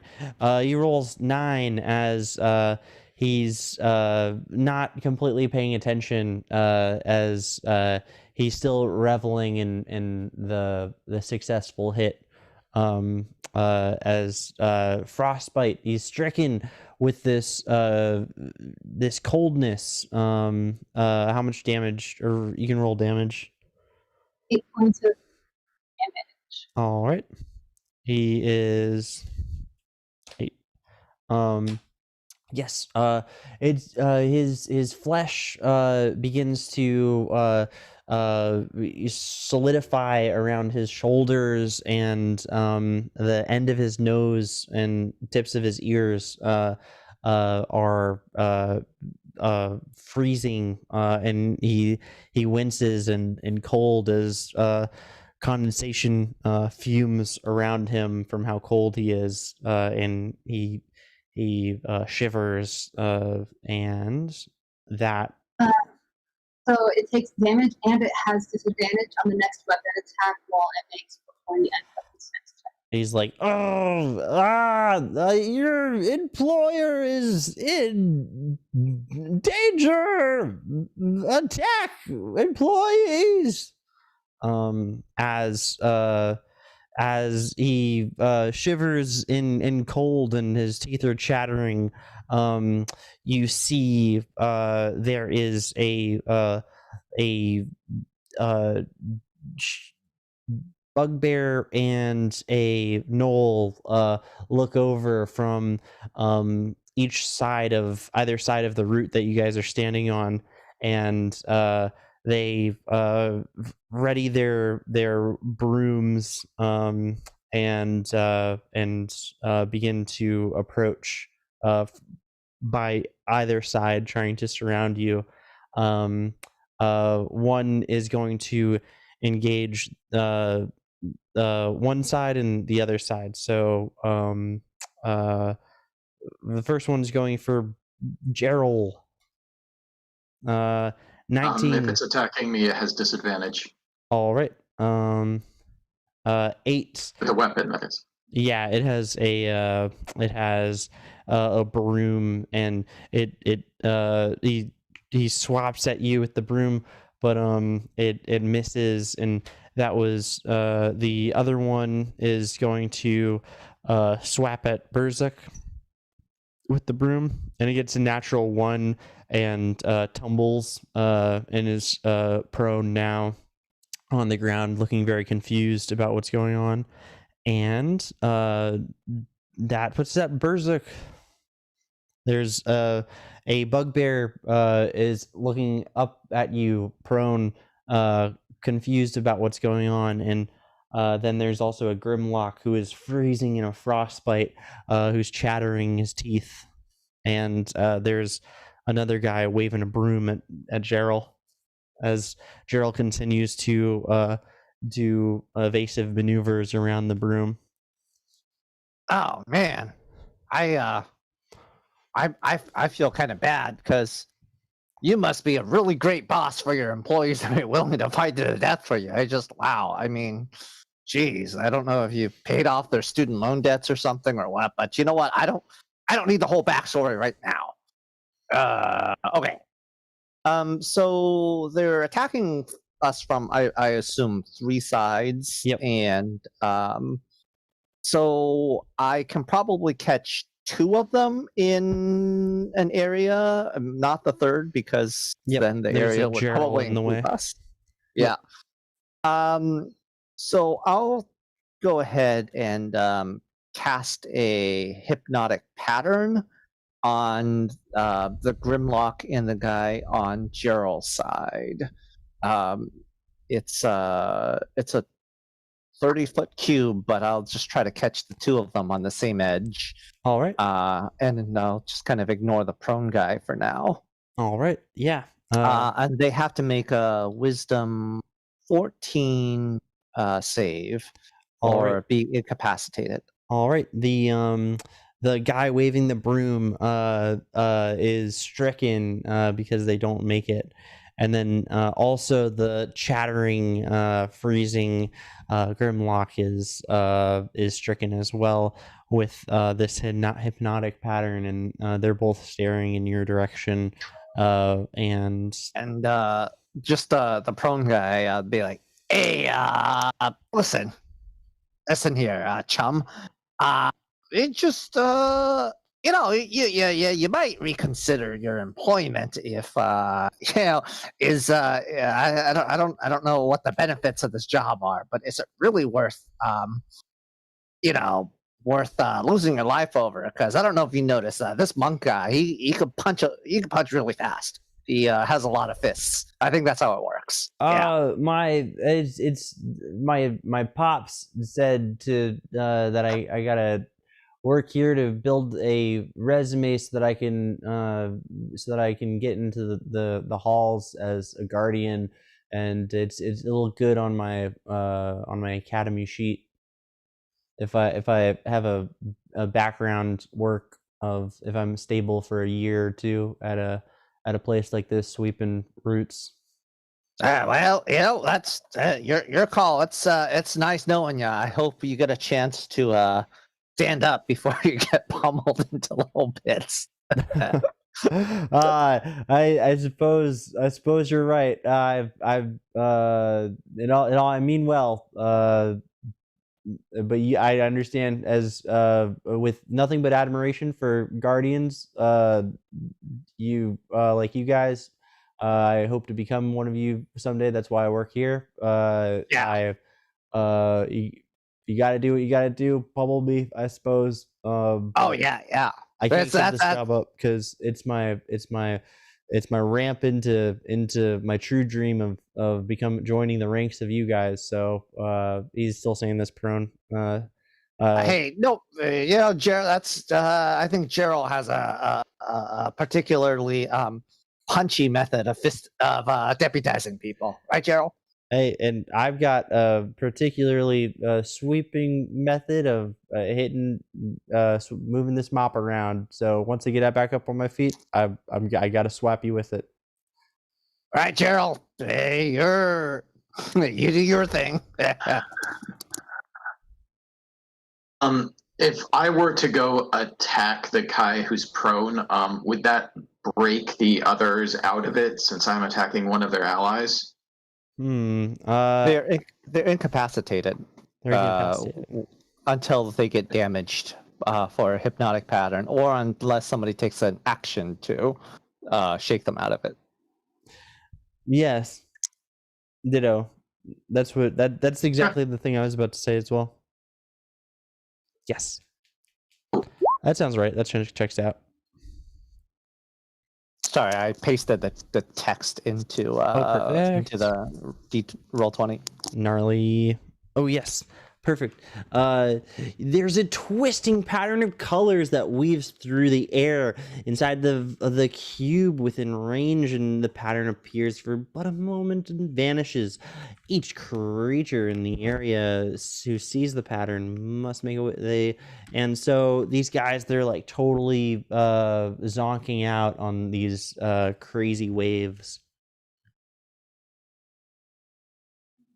Berserk, would I be all right to leave this Grimlock here and come deputize the gentleman at your feet, or should I take care of this Grimlock first?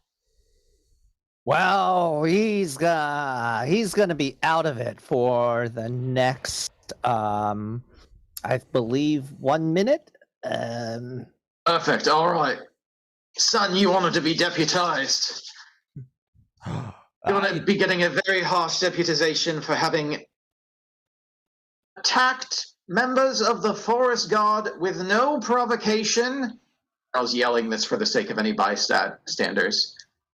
As such, justice will be merited out swiftly, and then you'll be able to merit out justice yourself. Gerald walks over around the hypnotic pattern and punches this prone guy a bunch. All right.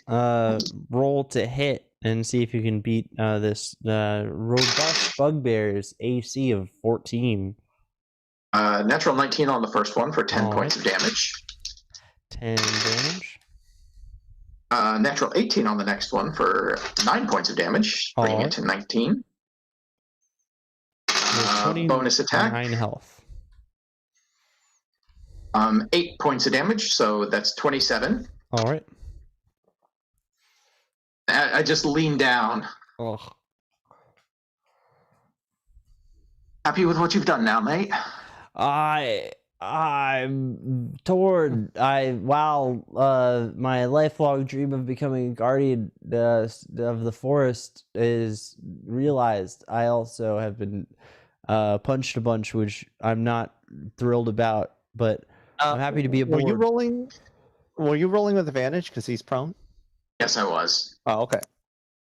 That helped me with the very high rolls. I was gonna say, if you get a crit, it's probably swoosh.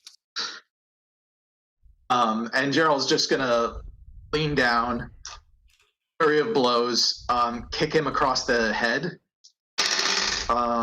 Again? Seven extra points of damage. And he's just gonna unconscious. Whisper in his unconscious ear, "Lied.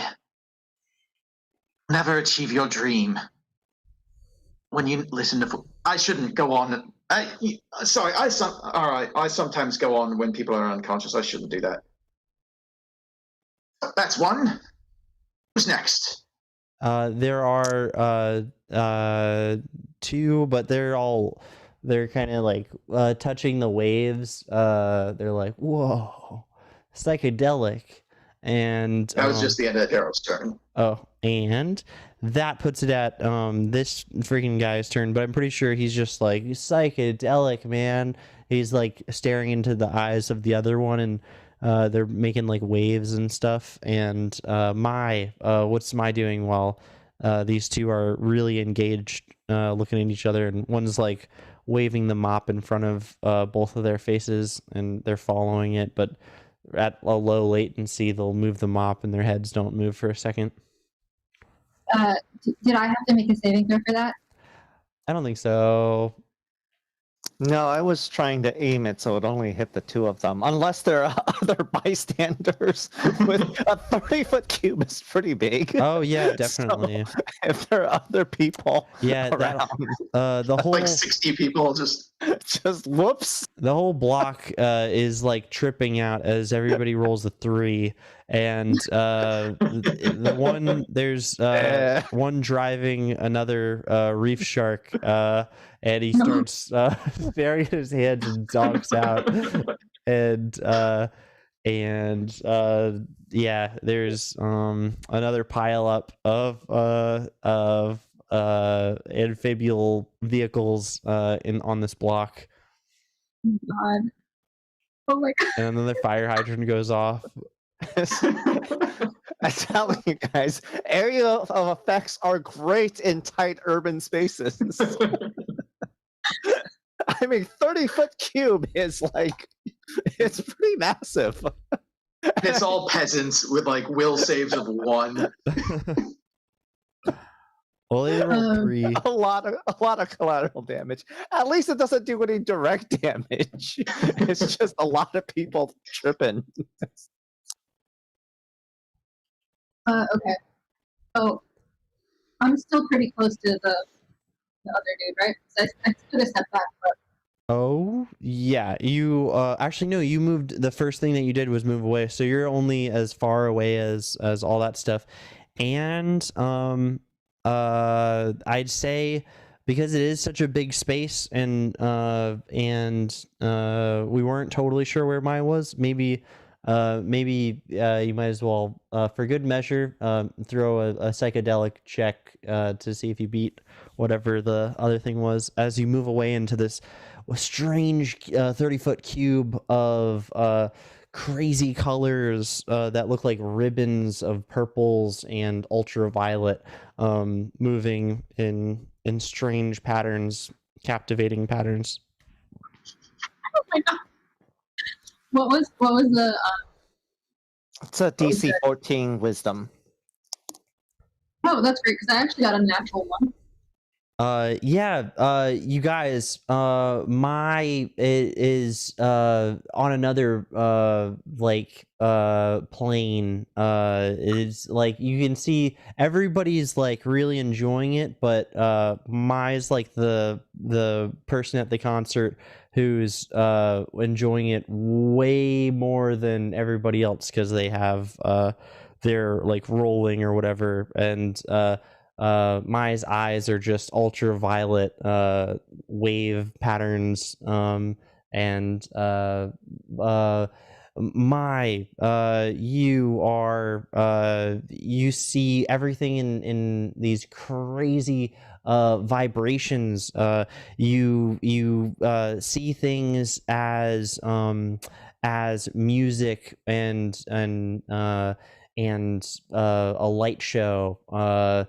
There's others. Everybody, it seems like within 30 feet of you is you can see them very clearly, but your friends, you can't see them very clearly. They seem like they're not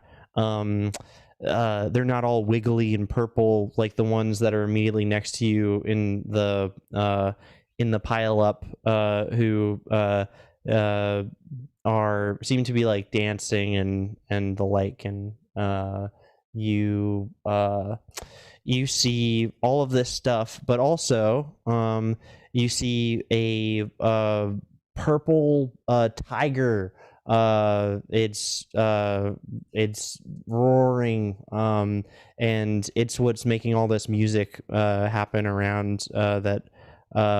It's sitting up on top of the root that is in question, that leads up to this tall tree.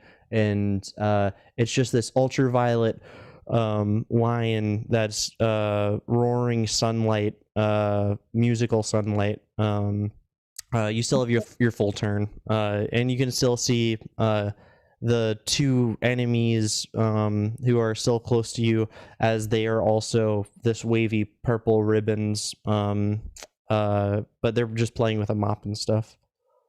I could just cast Shatter right now, guys.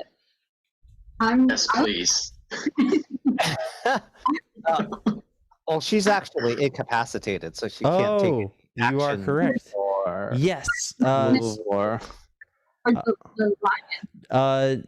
I'm gonna say yes. You are incapacitated. To the world that you guys are on. She's incapacitated because she's like totally zonked out, experiencing the world through how she's experiencing it. Which, from your perspective, it looks like she's incapacitated, but from her perspective, she's finally able to see things and move about. So I'll say you can still take your turn, but it doesn't affect the real or the world that Berzik and Gerald are on, or the plane of existence that Berzik and Gerald are on. I'm just gonna go towards the lion. All right. Yeah, you climb up on top of the root and approach this roaring lion. Rivulets of ultraviolet emit like a kaleidoscope around you as its jaw extends to the floor, and it's like an archway inviting you in. Does Mai enter this agape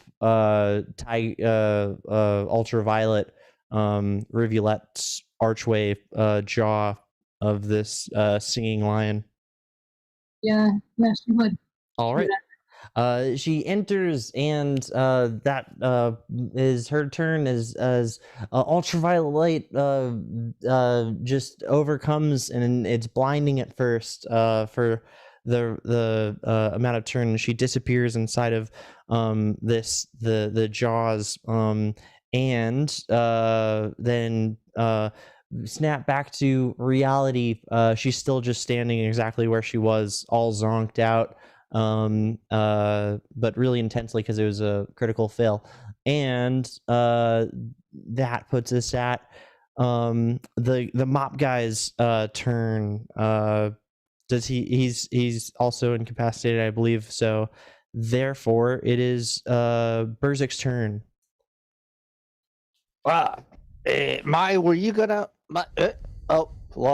gee, I should have aimed that a little more carefully, huh? Well, a little bit late for that now. Gee, okay, so why don't we just deal with the matter at hand first? I'm sure Mai will be fine. Yeah. I, let me see. We don't have to like inflict more violence than we strictly have to. I'm just gonna find some rope or something and maybe tie up one of the lackeys and see what Gerald wants to do with a guy who tried to splash acid. That's very very unsporting, by the way. But yeah, Gerald, I'll see if I can find some way to restrain the blameless employee who was just doing his job for whatever needed to be done, and you can figure out what you want to do with the this Grimlock who was very rude. I mean, we all saw that he was the rude one first, right? He was very rude. Oh, I don't think anybody was responding to that one. So, yeah. Well, I guess there are no witnesses. Okay, now there you go. It's on you now, Gerald. And Berza will go and like tie up or the lackey. All right. Yes, you tie up the lackey. It's easy enough, as I believe they're still zooted, and they are all tied in the lot. That is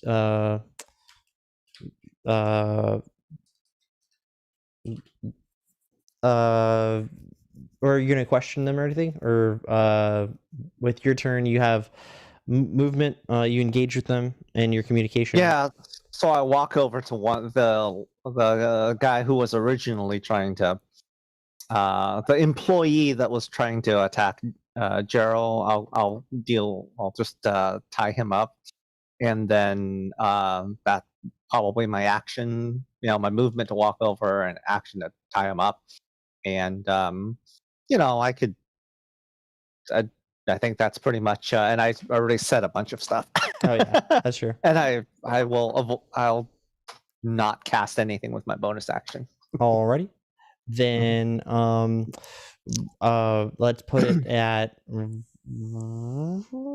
Gerald. Gerald will return back from whence he came, so he's standing kind of next to the Grimlock, staying out of the hypnotic pattern. He's gonna look at the Grimlock. The hypnotic pattern is it's a flash and then it's gone. Oh, gotcha. Gotcha. So the area is safe. It's just anybody that was in the area when it flashes, I guess they get hypnotized or something. Okay. So you can walk around wherever. You can clean out the guy's cash register or something. I don't know. He's gonna be, they're gonna be kind of staring off into space for another minute.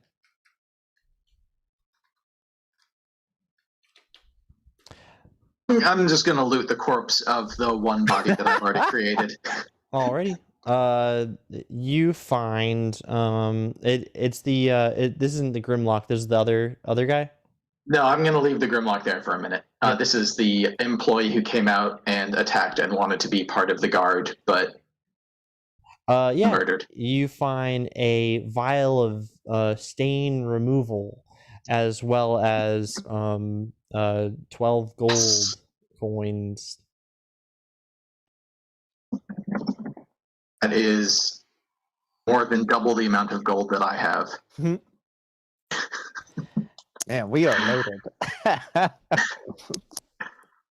And then I'm gonna stand up and kind of stand near Bershuk.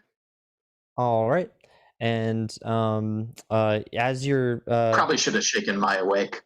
Oh wait, no, she's having a moment with the lion. Let's not step on her. Harsha buzz. You look over at Mai, and she's in a deep trance as you are stepping through ultraviolet light out into a silvery plane of quicksilver tornadoes and lots of stars that are twinkling from underneath, and terraneous mountains of volcanic stuff are exploding from above like dying stars, and you are walking out across the platform that you're walking on is an arched bridge onto a collapsed tower that you recognize. This whole space seems to be very reflective of the meteorite that you were on in the material plane, but this meteorite has not been destroyed, has not crashed into the ocean the way that it was when you met it so many eons from now, as well as the tower that you saw, the big bell that was collapsed and all that is there. You are you walk into this tower with columns that are open to the air around you, so you still see the swirling quicksilver tornadoes and exploding volcanoes high in the sky, like lava lamps, as there's nothing in this tower except a giant bell. And roll perception as you take in other things that might be inside of this tower. The other ones. Holy ones. Oh, you rolled a 1? I don't know. I'm changing my dice because the other one that I was rolling before kept on rolling me ones. So I'm gonna use a different dice. Alrighty. You can if you rolled a 1, you rolled a 1, right? No, I didn't roll a 1 this time. It was okay. It was saying I changed. I have 2 seconds. I know what you mean. The dice from last time betrayed you, so you wouldn't want to put your trust in them again. Yes. I'm rolling my other set, and I got an 18. Oh, yeah.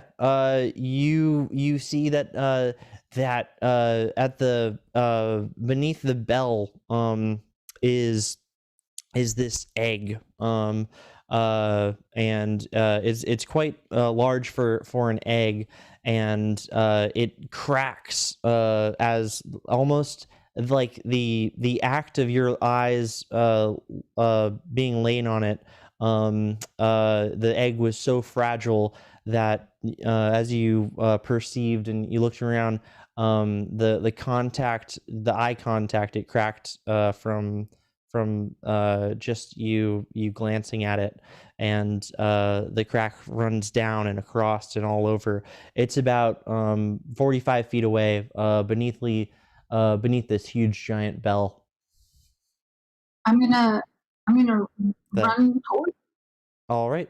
As you begin to run, as with every step, you notice that the tower begins to buckle in different ways, and the bell quakes when you get to 10 feet and makes a big boom sound, and the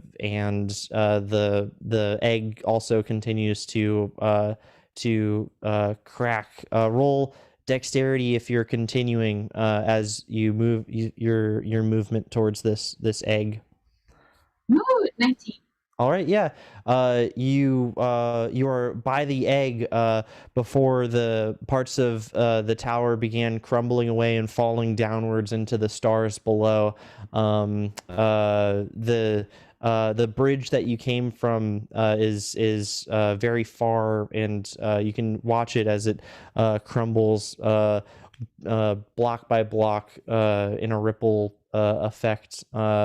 You are now standing with beneath a bell as a tower that's crumbling from the exterior columns outside, and the bell collapses on the part that you guys are on. You and this egg are on, and it's just very, very dark in here. And there's a big giant gong sound as the bell hits the stonework of the ground that you're on, and it forms one single crack up the side of the bell, where there is the light from the lava and the silver light from the stars and the quicksilver tornadoes, and it's just you in this egg that unfurls, and golden feathers of like fluffy fur are backlit by the silver and amber light from the crack of the bell of this creature. It seems like a small creature, big. It's like the size of a dog, and it looks a lot like that Quetzalcoatl that you met a long time from now, and but it's just a little baby in an egg that just got out of an egg. I scoop it up and it looks concerned as it kind of panics around. You can roll animal handling as you attempt to approach it, and you're a silhouette from you cast a shadow onto its concerned bird-like cockatoo eyes, and it doesn't totally know. Roll 12 or higher for animal handling. I rolled an 8. It roars starlight as the ground beneath the bell collapses in this starlight, and you're falling into the stars below. And as you tumble, you see the winds of quicksilver and volcanic explosions as you descend what feels like for eternity through the cosmos, until boom, you settle back in. Stars start to align in the shapes of familiar figures, like your friends Gerald and Berzuk, and the Grimlock, and the shapes of trees. And before long, you settle back in, and it feels like you've been gone for a month, but you feel actually well rested, and the food of octopus vulture is still good in your stomach. Oh, And we are out of initiative. my God, you guys! I think I saw it was either God or the devil, or whatever concept similar to that exists in our world. Before we run out of initiative, because my everybody will get unhypnotized once initiative ends, because it only lasts a minute. So Alright. I'm just gonna tie up the the Grimlock as well Alright.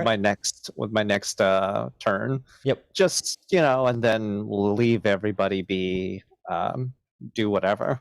All right. And Gerald's actually going to try to stabilize the guy he killed because he feels a little guilty about doing that.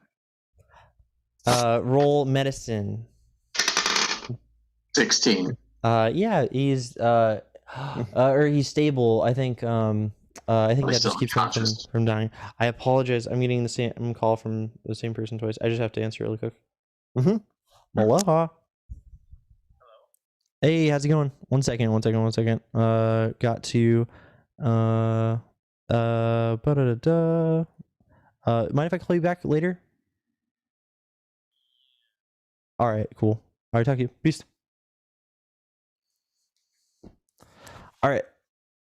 I'm like, no, I'm not gonna shake Maya out of a middle of a potentially revelatory trip, right? I mean, she could Yeah. find the answer to the universe and why we're all here and everything. Oh, that is yes, you come to and you have this guy all tied up. He's mumbling and grumbling. I shouldn't be tied up. You guys have impeded on my I take his sock off and shove it in his mouth. yeah, he's all bound and gagged and stuff. And then the other guy is he's just sitting there all kind of bummed out. He doesn't have he's looking at his mop longingly. It's still over on the ground far away from where he's tied up. He's kind of bummed. And then the other guy, I don't think he's awake. I think he's just stabilized because but he looks peacefully concussed. And that puts us at oh no, it's you're out of initiative. I can talk all I want. There's no hey, you guys. Oh no. Oh wait, no, I have a thing in my mouth. Yeah, he's So Molly, tell us about this experience where you saw God or the devil. Like, if there were horns.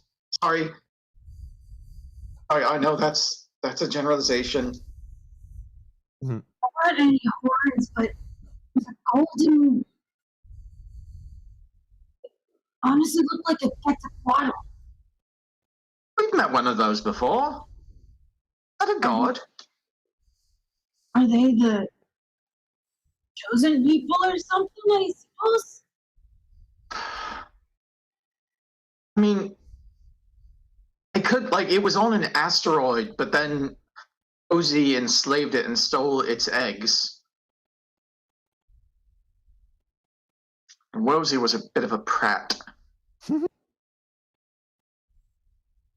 I mean, very cool that you saw one. It hatched. The eggs hatched. Oh. Does that make you like an adoptive parent? Yeah. Wow. A lot of responsibility. Oh, we gotta definitely stop Wozy now. Like the eggs hatched, but they're gonna. Oh, okay. Also, though, but you guys, everything's just love and light, you know. Oh And man. my starting to put together a flower crown.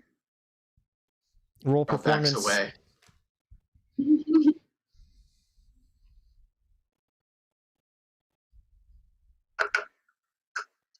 17. That is a wonderful flower crown, and there's no shortage of bougainvilleas. There's just lots and lots of bougainvilleas. It's like a lavender ultraviolet a flower of paper. It almost looks like paper mache.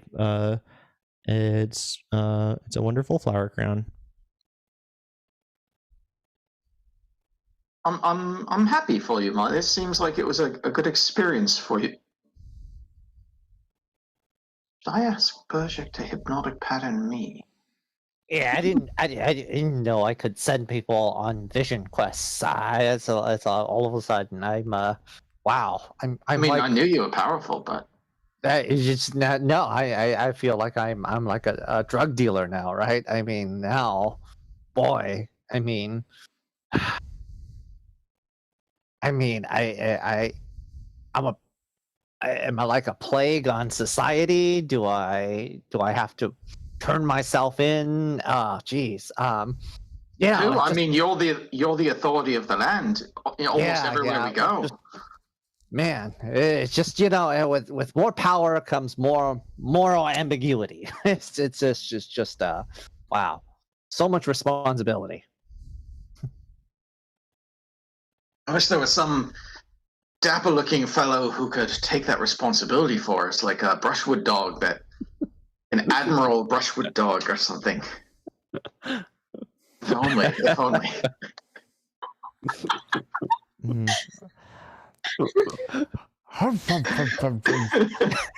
As you hear a howl of a dire wolf, a lot of dire wolves are stamping and stomping forward through this collapsed, a bunch of collapsed vehicles and stuff, this pileup. They begin to the same mermaid the same merfolk, as well as the same other two that came on dire wolves before to help the last pileup, begin working on that, along with a dire wolf helo orthocopter. It's a dire wolf that's just kind of hanging there. It doesn't seem to be doing much other than facilitating a platform for you see there's a lot of people who look official on, and it also kind of works. Its paws act as landing pad stuff, because the contraption that's twirling around palm leaves and making it fly, it sets down and winds blowing everywhere, and the big bushy husky tail sets down, and out of it storm down and form a line of perimeter on both sides, a lot of guard and the like forest guardians, and a very stately and handsome and just a angel upon to the earth and all planes in existence and not, just a wonderful person through and through with an ascot. Very good boy. There's a good, solid guy comes out, very cautious, very, as a matter of fact, just kind of steps out. This it's you are the deputies that I've come to hear a lot about. There's been 2 commotions on the same day, 2 pileups since you've been deputized, but there's been a lot going on, and I know that your efforts are here to help the forest, and I'm grateful for that. I must thank you again for your for your work here in this forest, and so I must deputizing you won't be enough. You're hereby admirals. A lot of you're admirals of the guardianship of the forest and its patronage. We need the protection at the Queen's Gauntlet, and your efforts cannot be impeded. So I'm giving you all. I would like you to have my ascot. He rips it up into 3 pieces with his little paws, and hands it to each of you. I put the flower crown on. He gives you a soft tap, as if to say, "Thank you. Please shake my hand. Please, I implore you to shake my hand. Shake my hand." Yes.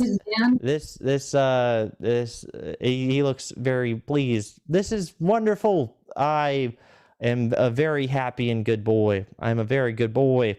And you guys are also great guys and good peeps. And thank you all so much. But I've grave news. It must be this is Admiral business only. So let's walk away from the lot here. A major component of the Queen's Gauntlet I'm sorry. Sorry. Can you make sure that someone takes care of this Grimlock here? He callously attacked us, no provocation. If we could just give him a real shit job for the next 10 years or something, that would be great. But you have important news. As a soul of only goodness and being good, I cannot. I could not possibly condemn anybody to any kind of work, but I will see to it that that everybody is the best outcome, or no less. Have them board the dire orthocopter at once, and then some guardians pick up the guys and they take them up the tail of the dire wolf, and then the other guys are oh yes, this is official Admiral business only, and it comes at a great worrisome because the Queen's Gauntlets is very important to the Queen, and there's nothing more important to me than the Queen, and having her gauntlet go off without a hitch is of the utmost importance, and an integral part of the Queen's Gauntlet has gone missing. It's no good. We need it, or else it wouldn't be the Queen's Gauntlet. It would just be the gauntlet or something. He kerfuffles. Oh, kerfuffle. He pulls on his lapels with his paws. Can you expect what has specifically gone missing? You said it might just be the gauntlet. Has the Queen gone missing? Yes, there you are. Wonderful, splendid detectives indeed. Oh yes, but you can't say it out loud.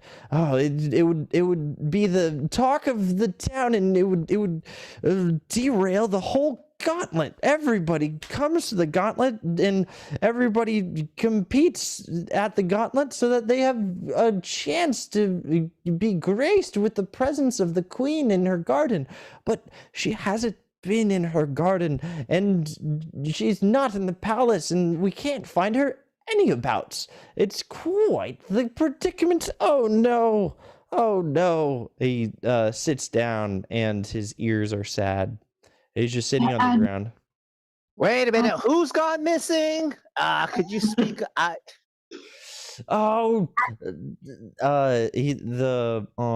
There are a lot of guards who are still standing in a column at the end of the tail of the ortho dirocopter.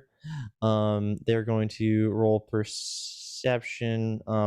One kind of glances this way, and he says, please, guardians, we are having official Admiral business over here, and we can't have any sneaky ears. Please don't listen. And he's gonna roll perception or persuasion.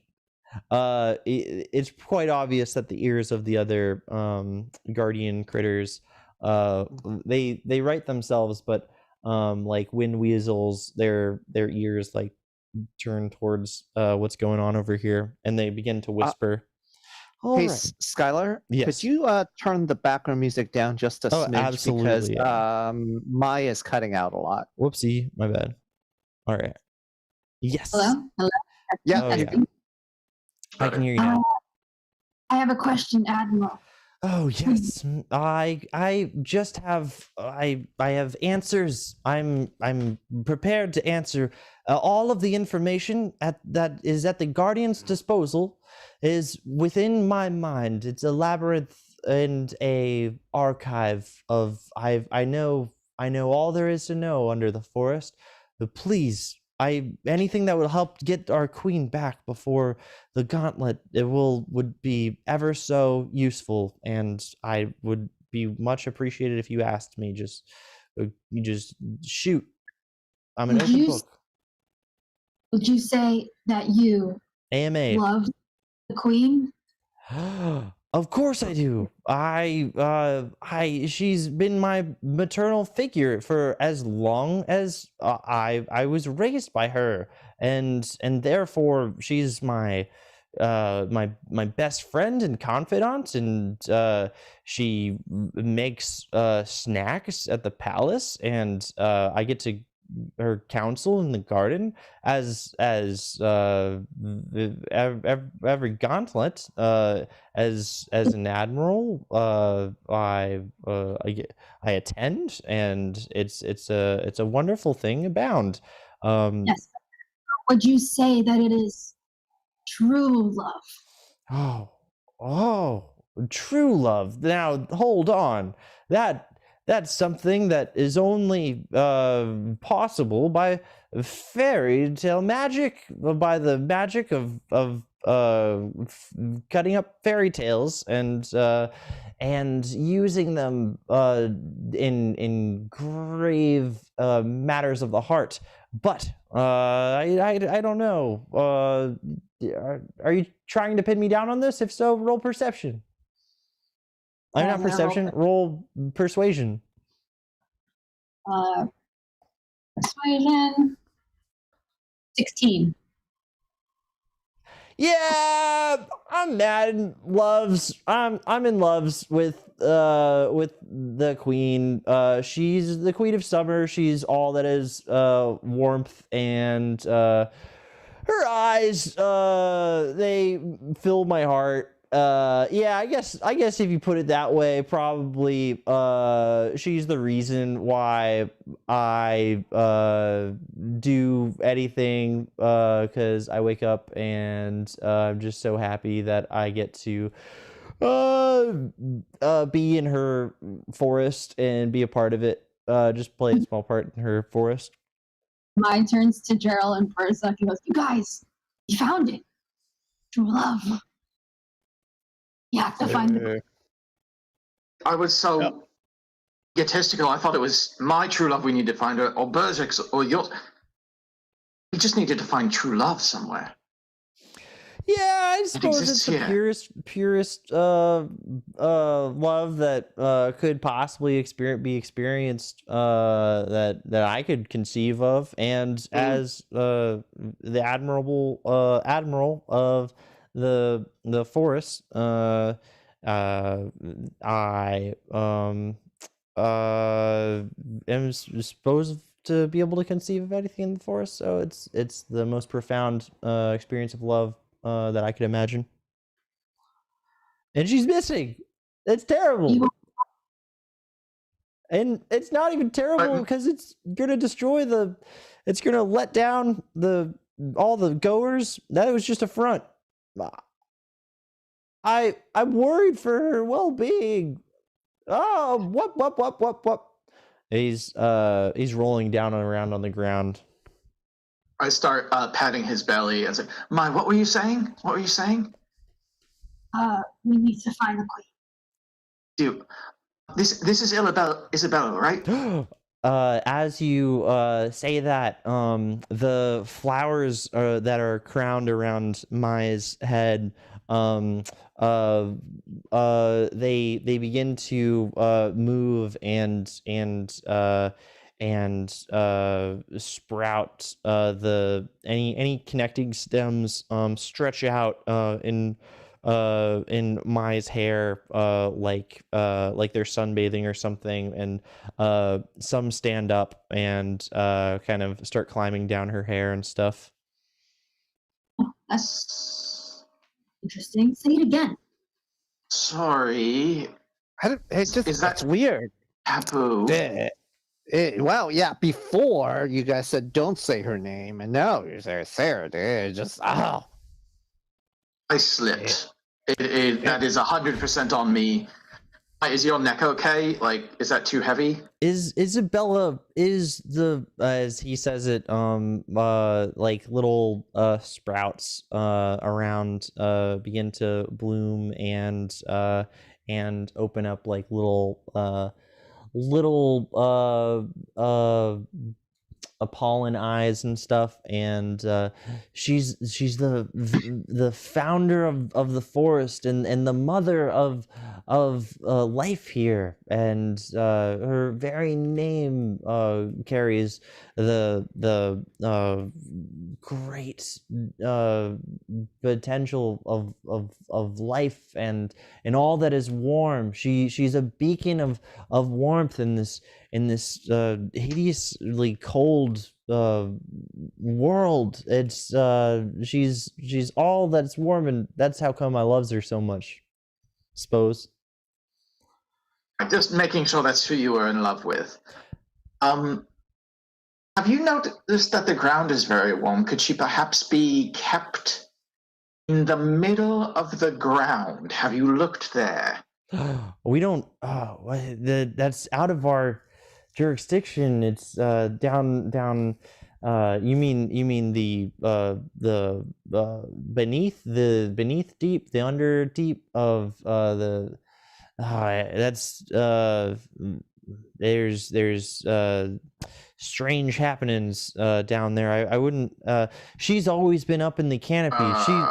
She wouldn't ever go anywhere that isn't the palace, or the garden for the palace, or the halls, the courts. She has courtside seats that she watches the Queen's Gauntlet from. Those are the only places that she would go. I couldn't imagine if she goes down underneath. Earl turns to Bergic and mine. Takes the back of his head with his foot. I scratched behind his ear. Guys, I was being super facetious when I said, has she ever been in the middle of the ground? But it's like an actual place. Very confused. Should we maybe go investigate the palace and stay there for like 2 or 3 weeks, seeing what we can find? Or Yeah, okay. Sounds good to me. Bergic, thoughts?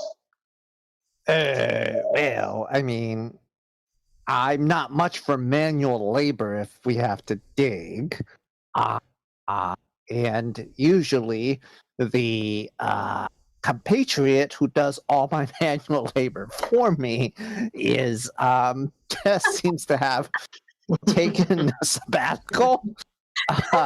So it's a little inconvenient if I have to roll up my sleeves and get dirty, if you know what I mean. I just, man, I mean, good help is so hard to find these days, is what I'm saying. Go on, Gerald. I was just going to say, on that note, you do seem to have advanced in rank yet again, so, I mean, you could maybe enlist some others, or...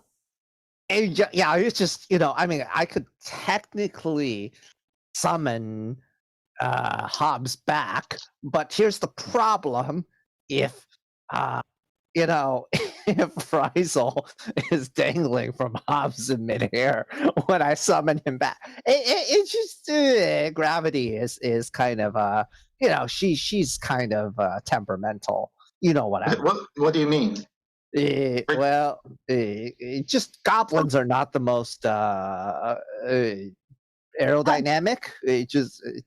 Yeah. Girl, you know when you fall, you can sort of fall slowly. Yeah. Yeah. Multiply that by several times for Rizel, because he can't do that. Why not? I mean, it's not hard to do. Rizel. Yeah, Well, I just. That is a serious issue. I would not want to accidentally plummet Rizel to the ground if I were just to suddenly resummon Hobbs back on my side, right? I mean that would be a big mess to clean up. I mean, goblins' guts are very, very messy. That you would have Hobbs back to do the cleaning. It's true. That is true. I wouldn't have to. You cause a problem, but you have the solution. problem and the solution are all in the same, yeah. I just imagine some school children are out, it's recess, and all of a sudden a goblin comes splat right in the middle of their hopscotch game or something. It'd be very traumatizing. Oh man, a lot of inconvenient places for a goblin to suddenly land in the middle of and splat. I mean, think of like weddings and funerals, and oh man, that was just a lot of ways for events to get ruined by a falling goblin from the sky, right? It just, boy. Does Hobbs just spend time above large event venues? He seems to like people. I mean, he splits up with me. He's an owl. Who knows how an owl thinks? Because if that's the case, I mean, Queen's Gauntlet is coming up. He would probably be near the palace. What do you think that says about Hobbs, though? Is he lonely? Does he need to be around people? Well, I don't know, because part of it is also like a magical compulsion to obey my commands, so that might have something. I don't pretend to believe that he actually has genuine affection for me or anything, because I'm a good boss. I wouldn't say I'm the best boss. I don't know if I can get people with brooms to voluntarily fight to the death for me. Have you gone undercover? Not tried it before. You're saying I be the familiar and have Hobbs order me around? I mean, you suggested it to the Grimlock. Yeah, and he shot it down. He said it was a terrible idea. Yeah, man, yeah, I can run that idea past Hobbs and see what he feels. But who knows how owls think? But Hobbs isn't here right now, so yeah. So I don't want to get my hands dirty. My gives her Snake like little pet, like I love you, and I would never say this to you or do this to you. Little snake scritches. And during this whole conversation, we see a Austin Powers-esque monologue or montage of all the places that Hobbs is carrying this Rizal over,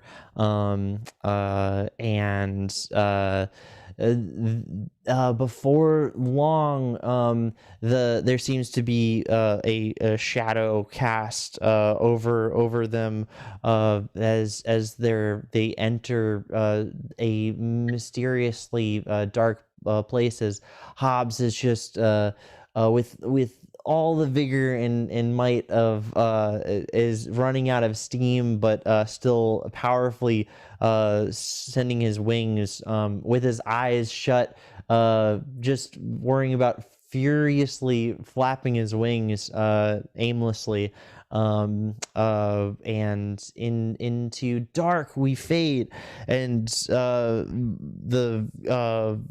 and a smash, the two gloom and glowering come together on screen, and the music soars.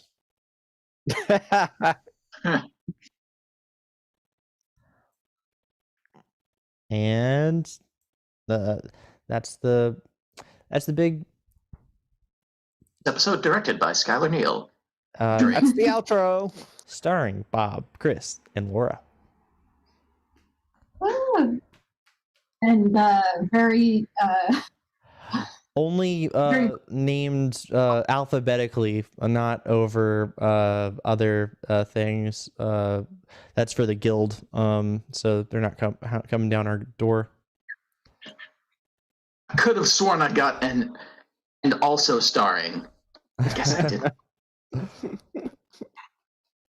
Oh, this is going to be the politics of, who's got top billing here? I don't know how any of that works in Hollywood, so I'm just like, okay. Yeah, that's a more prestigious way of being credited? Is that how? Yeah, they'll fight over literally everything. One of my friends works at the Directors Guild, and the most and I'm sure it's like that for all the guilds. The most minuscule things that you wouldn't even think are matter at all, but of course they kind of like mean the world to the individual's career or whatever, like where their name is on a poster and literally how big it is, or especially at the beginning of a movie, a million other things is like super crazy. But I interrupted Laura to get that in there. What were you saying? Really? I was saying that this is the fault of the patriarchy. Yeah. And dismantle it. Mhm. Starring Rise, who has been very well traveled so far. Yes. I actually have to get going. Alrighty. But super fun. Thank you so much, Skylar. Yeah, thank you guys so much. I Thanks for always having have tons of fun stuff. All right. Thank you to the painting of your dog. Oh yeah, thanks so much. That was a nice little moment to get to think about him and stuff. Yeah, he passed away a little bit ago. But Oh, he's sorry. he's doing great. He lives on in the in all the other dogs that he was took on his personality and stuff, got all the nicestness of him, and he lives on in carefreeness of the other dogs and stuff. But all right, leaving it out on a sad note. Bye guys. All right, Hey, y'all thanks. have a See you good guys week. next week. Have a good week, everyone. Peace. Bye.